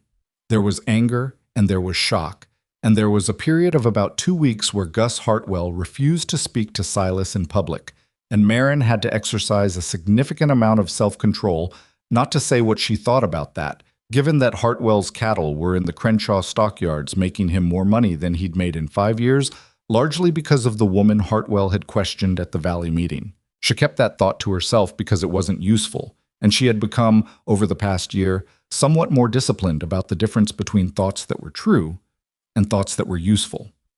Silas held a meeting. It was not like Marin's meeting before the drive, with its charged energy and high stakes. It was quieter and harder, and he sat in the middle of it without defending himself more than the facts required, which she thought took a kind of courage that was different from the courage she'd watched him show on the drive. Physical courage, she had learned about Silas, was not something he had to work at. This was different. This was the kind that required you to sit still while people you had protected for 8 years looked at you with complicated eyes and tried to figure out what you were. She sat at the edge of that meeting, as she always sat at the edge of things, and watched. Frank Okafor asked the question that nobody else had gotten to yet. "What do you want from us, in return for the titles?" "Nothing," Silas said. "That's not... People don't do this for nothing." I did it because I didn't want this valley turned into something owned by people who'd never set foot in it. That's not nothing exactly, but there's nothing I want from you in exchange." He paused. "I want to give you the titles: legal, recorded, permanent. And then I'd like to go back to being a rancher in this valley, instead of whatever I've been for the past 8 years." Frank looked at him for a long moment. Then he looked at Marin. She did not signal anything. It was not her moment to signal. Frank looked back at Silas. "All right," he said. "Tell me what we need to do." The legal process took 6 weeks, conducted through a county attorney Silas brought in from outside the valley, because he had learned that doing complicated things cleanly required people who were not already entangled in the complications. 6 weeks of paperwork and notarizations and county recordings, each family receiving their deed in a separate transaction, each transaction documented with the thoroughness that Marin had applied to the cattle records before the drive. She helped with the paperwork. She did not make a statement about that. She just sat down with the records one morning and started going through them, and Silas looked at her across the table but did not ask her to explain herself, which was correct. They did not talk directly about what had happened between them for most of those 6 weeks, not because they were avoiding it, or not only because of that, but because they were both people who processed things at their own speed and who had learned over the past year to give each other that space without requiring the other person to narrate their progress. What she noticed in that time was that she watched him differently. Not with suspicion. She wasn't built for sustained suspicion. It required too much energy and produced too little information. But with a new layer of attention, looking for the places where he held things back, trying to understand the shape of what he kept private versus what he shared. What she found mostly was that the great secret was actually gone.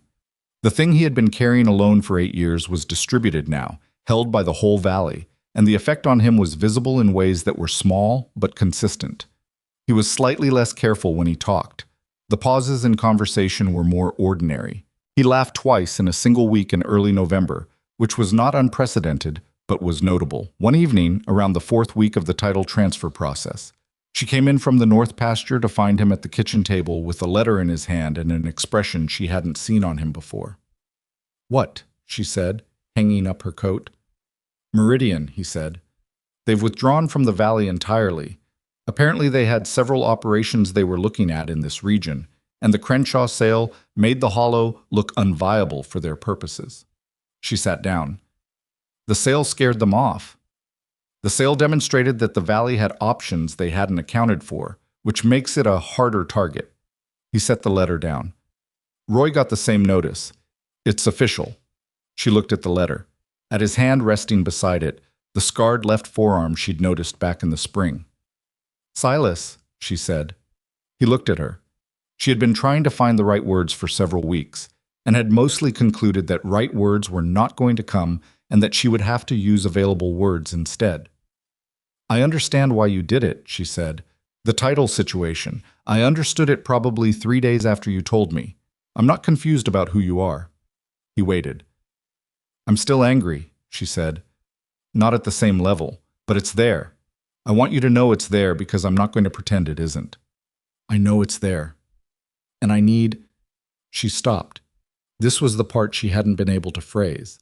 "I need to know that if there are other things at that scale, things that change the picture I have of this place or this arrangement, that you'll tell me, not when it's convenient, when I need to know." "There are no other things at that scale. I know. I'm saying, if there ever are, yes, I'll tell you." He held her gaze. "I will tell you. That's not a thing I'm going to get wrong twice." She looked at him for a moment. Then she nodded and stood up and went to pour herself coffee, and the conversation moved to other things, and the anger was still there, but it was smaller than it had been, and it would be smaller still in another week, and she was not the kind of person who expected things to be fully resolved on any particular schedule. The day the last title transferred was a Tuesday in late November, cold and clear. Silas came back from the county office in the early afternoon, and she was in the barn with one of the new cattle they'd bought in the fall, a heifer that had been off her feed for 2 days in a way that didn't worry her exactly, but required watching. He came into the barn and said, "It's done." And she looked up from what she was doing and said, "All of them?" And he said, "All of them." And she nodded and went back to the heifer. He stood in the barn doorway for a moment. 8 years, he said, not really to her. more to the fact of it. I know, she said. I don't quite know what to do with not having it. She looked up again. He was looking at the middle distance with the expression of a man standing in a room after the furniture has been moved out and trying to understand why the space feels so different. You'll figure it out, she said. You're good at adjusting to new conditions. Am I? You adjusted to me. He looked at her then. Something moved across his face. Not the beginning of a statement, but something more internal, processed and then settled. That wasn't adjusting, he said. That was the best thing I've done in a long time. She held that for a moment. Then she looked back at the heifer, because the heifer was why she was in the barn, and the heifer still needed attending to. But she let it stay. She let it sit inside her chest, where things she didn't know how to respond to lived, and she did not deflect it or diminish it. And after a moment she heard him move away from the doorway and go back toward the house. And she stayed with the heifer and let herself feel something she was only beginning to have the vocabulary for. The valley that winter looked different from the valley of the previous winter, in ways that were mostly practical and occasionally felt like more than that. 11 families holding their own deeds. The title question settled. The Meridian Company gone. The money from the Crenshaw sale distributed and sitting in 11 different households as a real buffer against whatever the spring brought. Roy Cheswick's store doing better business than it had done since the Caldwell boom, because people with money in their pockets spent differently than people who were frightened. Marin's father appeared at their fence line in December. Not riding in, just there one morning when she came out, sitting on the bay gelding at the edge of the property, like a man who had ridden out here and then lost conviction about what to do next. She went to the fence. He looked older again, in the way he had looked older in January.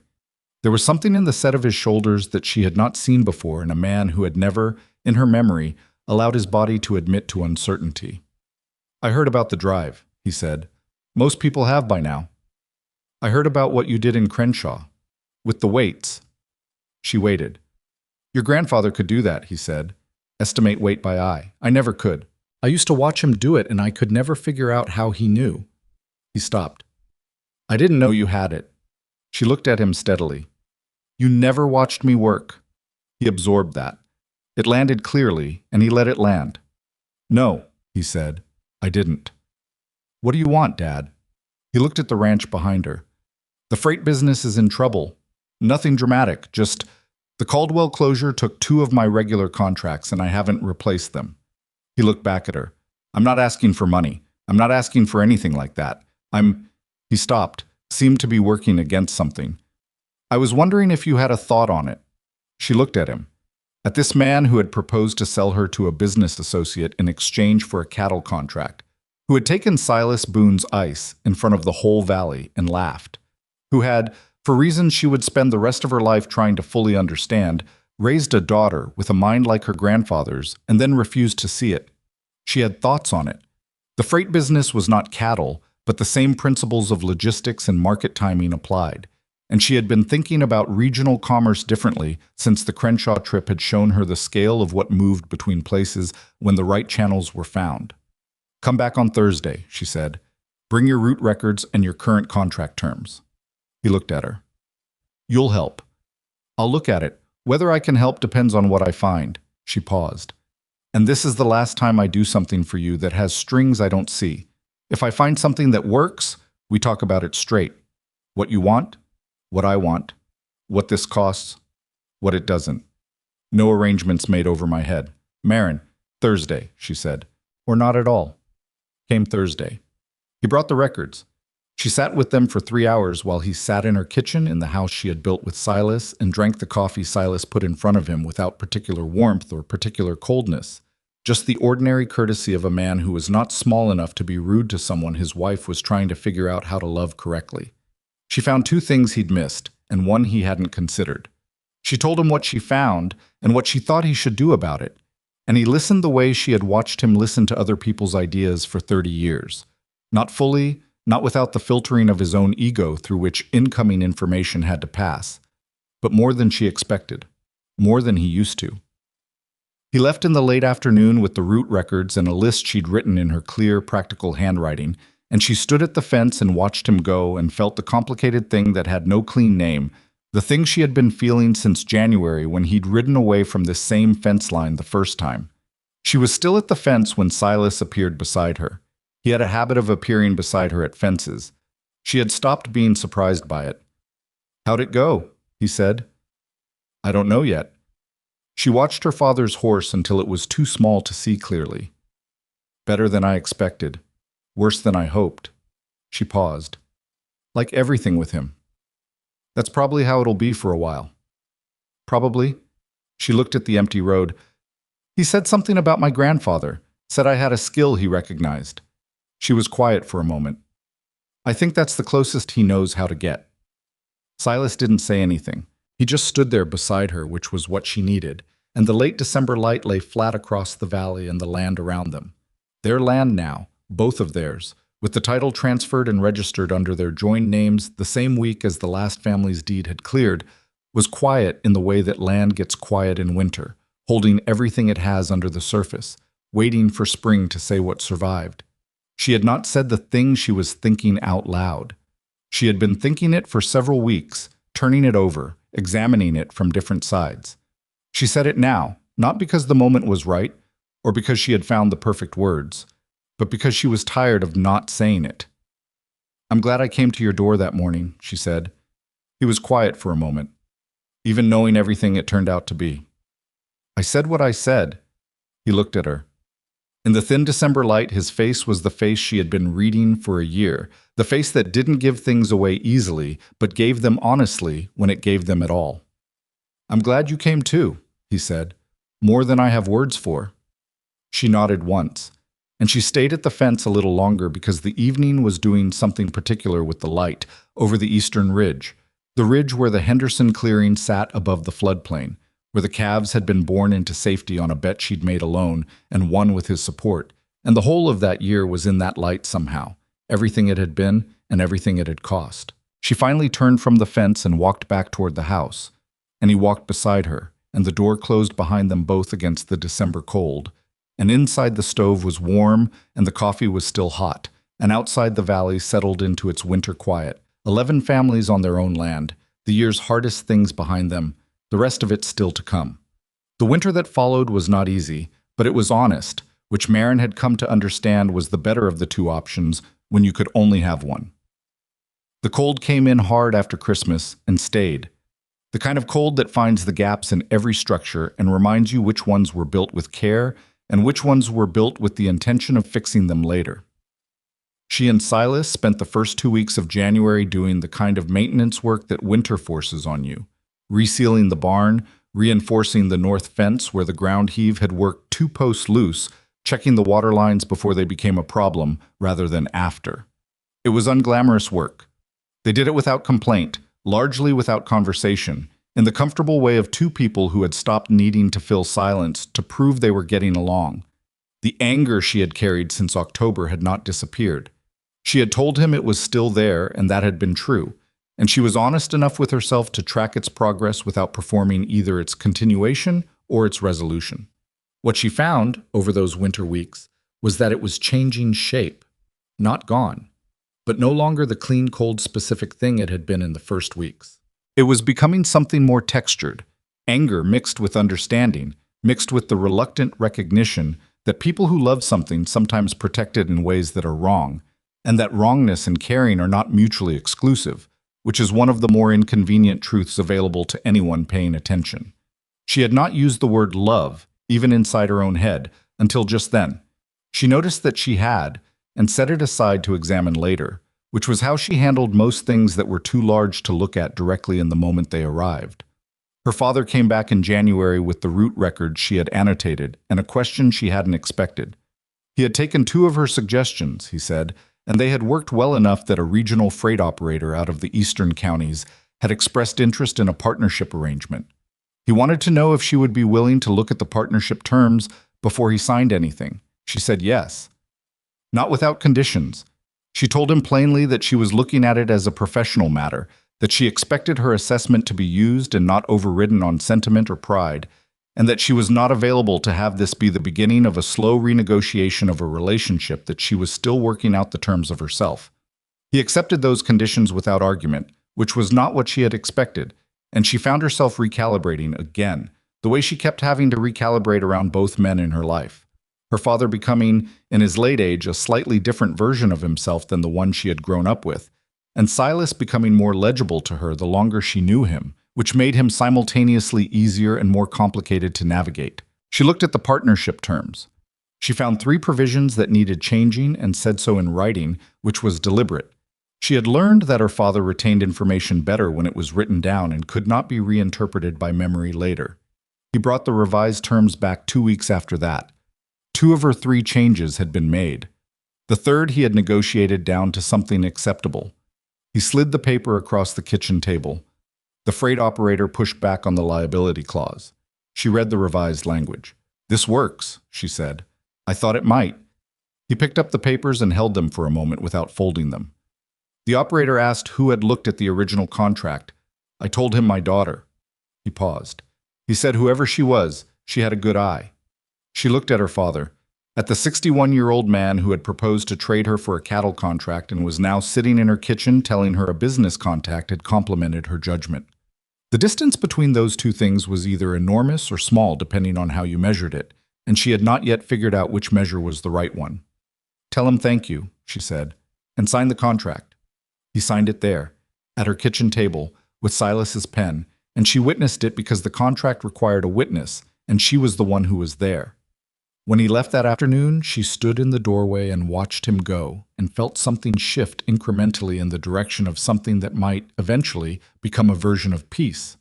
Not forgiveness structured like an event, not a scene where things were said and resolved. Just a slow and unsatisfying and very human process of 2 people deciding whether the future was worth more than the grievance, without either of them being certain of the answer. February arrived, and the valley turned its attention to the coming spring with the particular focused energy of agricultural people who understand that winter is a loan you pay back in labor come March. Marin had already been planning for weeks. The herd they had come back with from the fall was larger, the new cattle well settled into the pasture rotation she had designed, and the calving projections for this year were significantly better than any year she could find in Silas's records.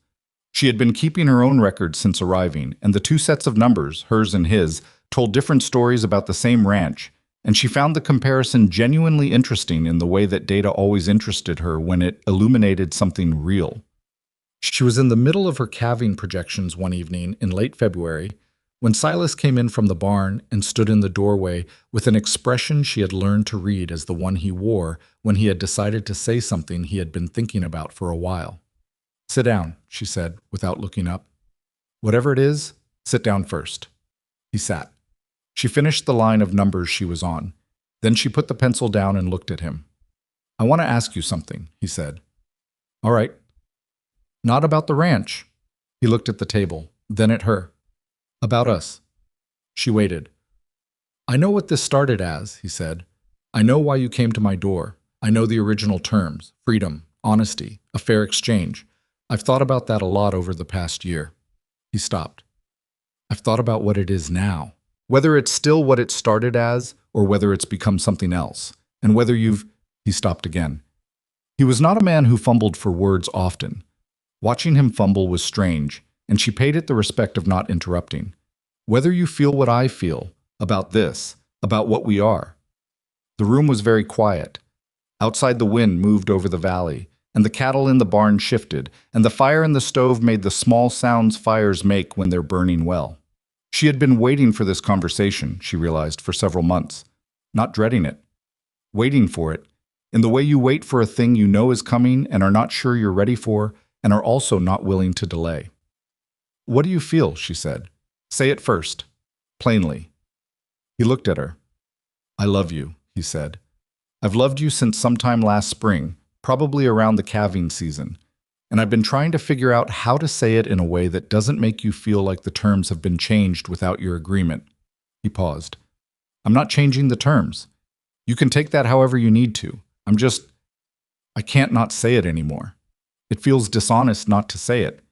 She sat across from him in the kitchen of the house they had both lived in for 14 months and thought about the word dishonest, about how he had used it, about the specific weight it carried between them given everything that had happened, the fact that he would choose that word with all its freight to explain why he was telling her this now.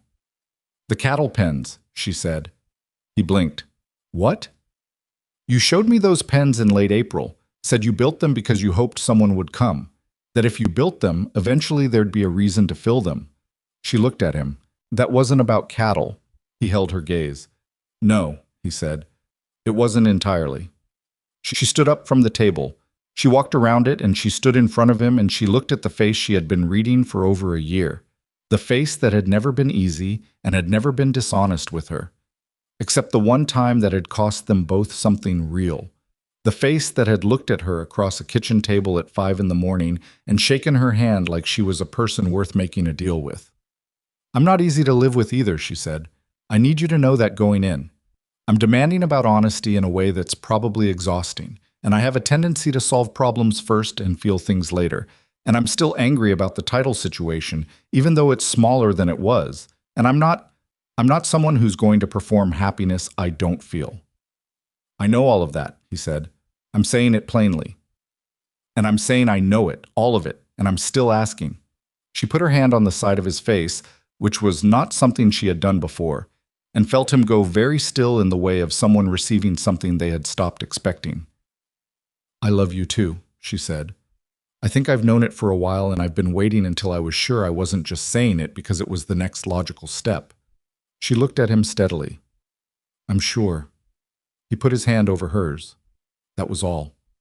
They stayed like that for a moment, in the kitchen, in February, with the winter outside and the whole complicated year between them, and the truth finally said on both sides without conditions or qualifications. Then she dropped her hand and went back around the table and picked up her pencil. I'm going to finish these projections, she said. He laughed. It was a full laugh, surprised out of him, and it filled the kitchen the way that particular sound fills small spaces when it's genuine. Of course you are. Sit with me, she said. You can check my arithmetic. He pulled his chair around to her side of the table and she moved the lamp between them, and they sat together over the calving projections while the February wind moved over the valley and the fire burned and the numbers added up to something better than the year before. Spring arrived on schedule, which was the one thing about the natural world that Marin found both reliable and somehow still always slightly surprising. The way the cold released its grip not all at once but by degrees, and the land came back to itself slowly, and with what felt, if you were inclined toward such feelings, like purpose. She was not particularly inclined, but she noticed it anyway. The calving season was the best the ranch had ever recorded. She knew this because she had Silas's records going back 5 years and her own records going back 14 months, and the numbers were unambiguous. She lost 2 calves, one to a birth complication she had identified too late, and one to a respiratory issue that moved faster than she expected. And she sat with each loss the way she sat with losses, not dramatizing them and not dismissing them, understanding that things die and that it costs something every time, and that the appropriate response is to learn what there is to learn and do better next time, which is the only honest relationship anyone can have with failure. 43 calves on the ground by the end of May, all of them alive, and the herd that had stood at 31 head when she arrived was now, between their own animals and the contracted calves they were raising for 2 neighboring families, the most productive operation on the valley's east side. The valley itself was finding its new shape. The Caldwell closure had done permanent damage to the economic landscape. That was simply true, and no amount of one good cattle drive could change the structural fact of it. The town lost 3 businesses that winter that didn't come back. Families who had been marginal before were still marginal, and the problems that poverty creates didn't evaporate because 11 ranchers had a good year. Marin was clear-eyed about this in a way that some of the more optimistic voices in the hollow were not. She said so when people asked her opinion and did not soften it for comfort. But she also saw what the valley had that it hadn't had before, and that was harder to measure, but real. The families held their land. The Meridian Company was gone. The relationship between the ranching families, forged over 3 weeks on a cattle drive, and the shared experience of a crisis navigated together, had a different quality than the cautious neighbor distance that had existed before. People asked each other for help more readily. People offered it more readily, too. Frank Okafor and Gus Hartwell, who had maintained a decade-long grievance over a property line dispute, actually resolved it in March, with the help of a survey and a conversation that Roy Cheswick reportedly mediated over 2 hours and 3 cups of coffee. Elena Delacroix's oldest son, 17 and smart and looking for direction, started coming to Marin with questions about cattle management.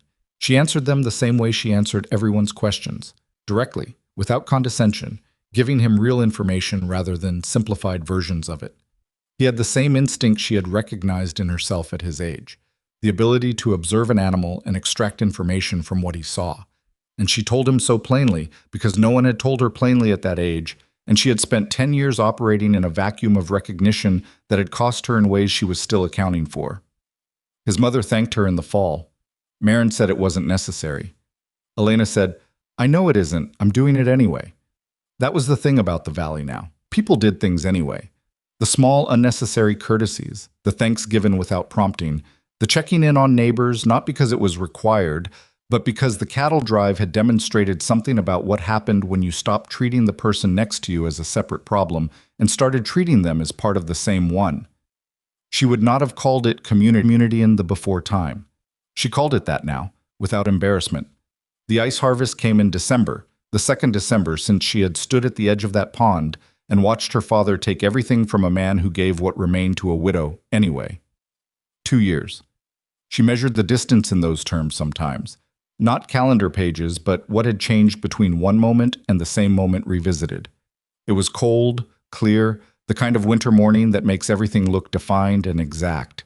The whole valley turned out, which was not unusual for the ice harvest. It was communal work by nature.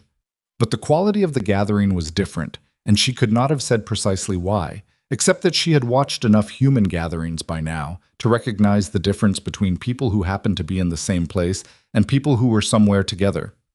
Silas was working the deep section this year. Not alone. Frank Okafor was cutting beside him, and two of the Delacroix boys, and old Roy, who was too old for this kind of work really, but who showed up every year because some things you do because they're yours to do. Silas was not the same man who had worked the shallow end with bleeding hands 2 years ago. He was the same quiet, not easy, honestly built person he had always been. But there was something less guarded about him now. Or maybe not less guarded, but more content with what was inside the guard.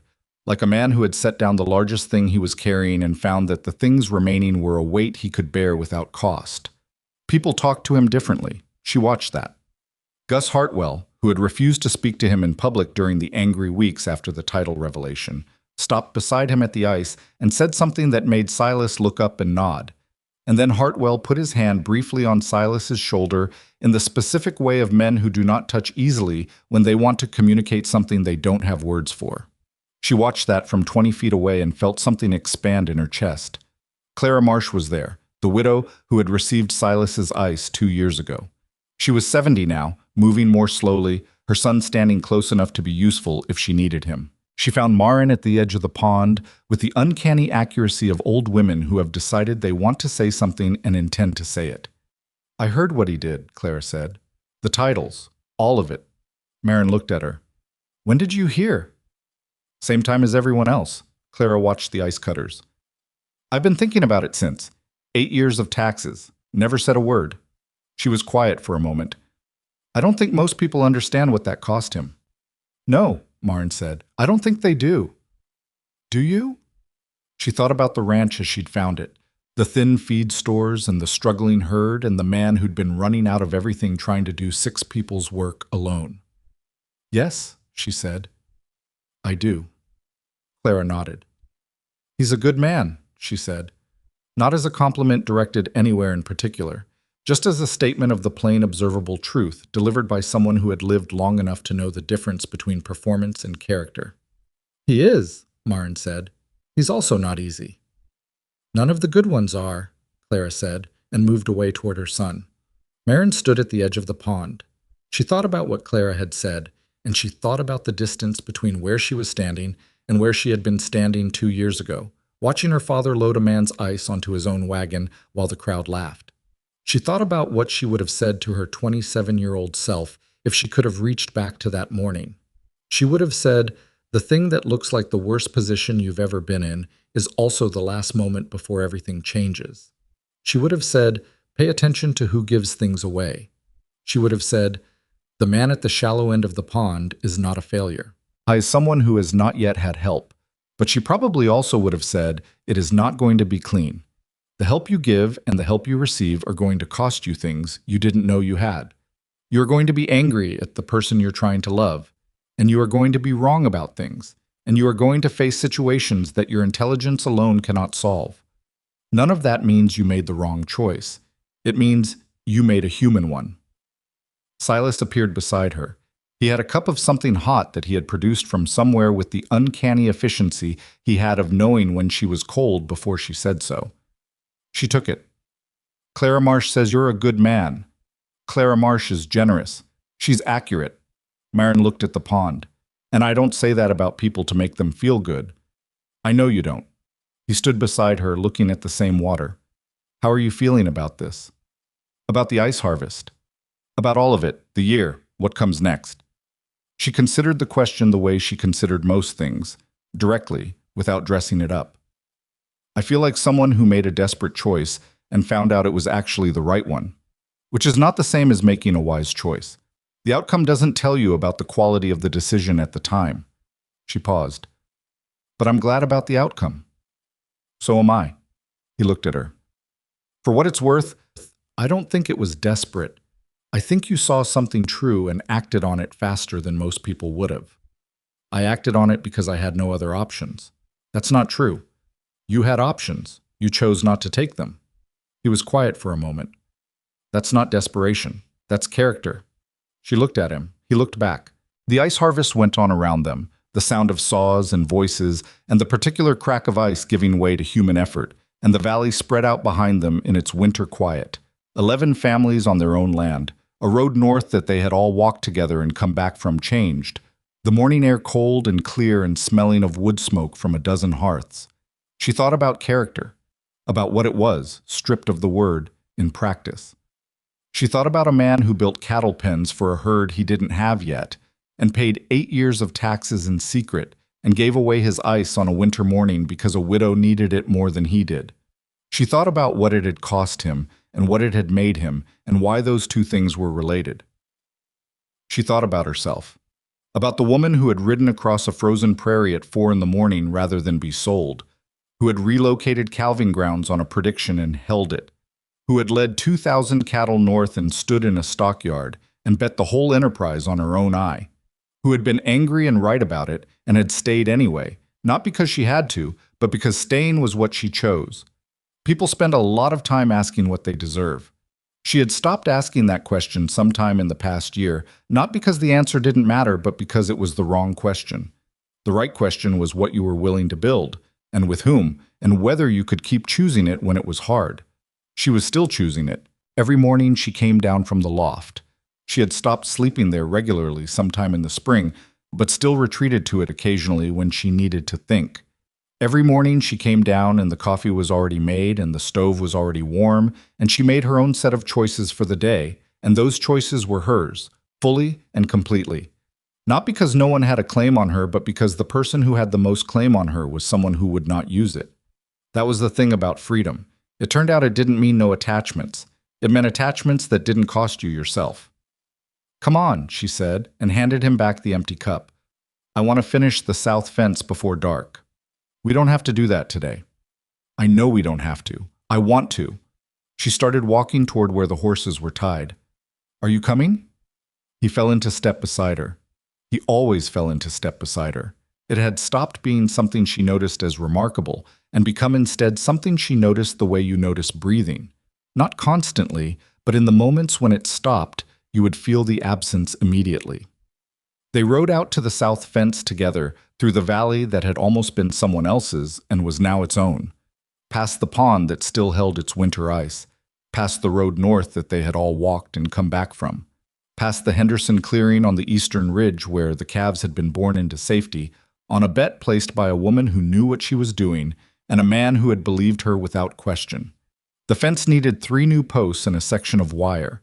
They worked through the afternoon without hurrying, doing it right, each post plumb and each wire pulled to the correct tension. The kind of work that doesn't make for good stories because it's just 2 people doing what needs doing, getting it right, preparing the ground for what comes next. The sun went down over the western ridge while they were packing the tools. The valley below them turned that particular shade of winter gold that lasted only about 10 minutes before the cold blue of evening took over. They stood for a moment in that light, not by design, just because the horses needed a minute and the view was what it was. "What do you want next year to look like?" Silas said. She looked at the valley. "Bigger herd, better feed rotation. I want to try a supplemental crop on the north field. I've been reading about what works at this elevation." She paused. "And I want to take the Delacroix boy on properly, as a ranch hand. He's got real skill and Elena can't afford to keep him idle." "That's the ranch." She looked at him sideways. "I know. What do you want? Not the ranch." She thought about it honestly, the way she did most things. "This," she said finally. "More of this. Working on something real with someone I trust." She looked at the valley going gold and then blue. "I spent a long time wanting things I couldn't name. I can name this." He nodded. Not because it required a response, but because it deserved acknowledgement, which he had always understood. They rode home in the early dark. The lamp was on in the kitchen. She had left it on because she had started leaving it on, so the house looked like what it was when they came back to it. She went in first and he put the horses up, and by the time he came through the door, she had the stove fed and water heating and the day's notes open on the table, the handwriting of a woman who had stopped asking permission and started keeping records. He came in and hung his coat and poured himself water and sat across from her, and it was exactly as ordinary as it sounds, and exactly as significant as anything they had ever said to each other. Outside, Blackstone Hollow settled into its winter night. Clara Marsh's lamp was on across the distance. Roy Cheswick's store would be dark by now, closed up, the man himself sitting with his wife, and the particular satisfaction of a person who lives in a place that is still standing because enough people decided to stay. The Delacroix boys would be finishing chores. Frank Okafor's cattle would be bedded down in the barn that bore his own name on the deed. Gus Hartwell's land was Hartwell's land, and would be when he was gone and someone else worked it after him, because the paper in the county record said so in plain language that no company out of the capital could undo. The valley was not fixed. It was not perfect. It would have hard years and arguments and losses that no amount of good management could prevent, because that is the nature of land and weather and the fragile, persistent business of growing things. But it belonged to itself, and the people in it belonged to themselves. And that, in the end, was the thing that Silas Boone had bought with 8 years of silence and a winter's worth of ice, and the thing that Marin Holloway had ridden east at 4 a.m. to find, and the thing they had built between them out of equal parts honesty and stubbornness, and the kind of slow trust that doesn't arrive all at once, but that, once it arrives, is the hardest thing in the world to break. She turned the page on her notes and started the next entry. He reached across the table and moved the lamp slightly so the light fell better on her work. She didn't look up, but she noticed.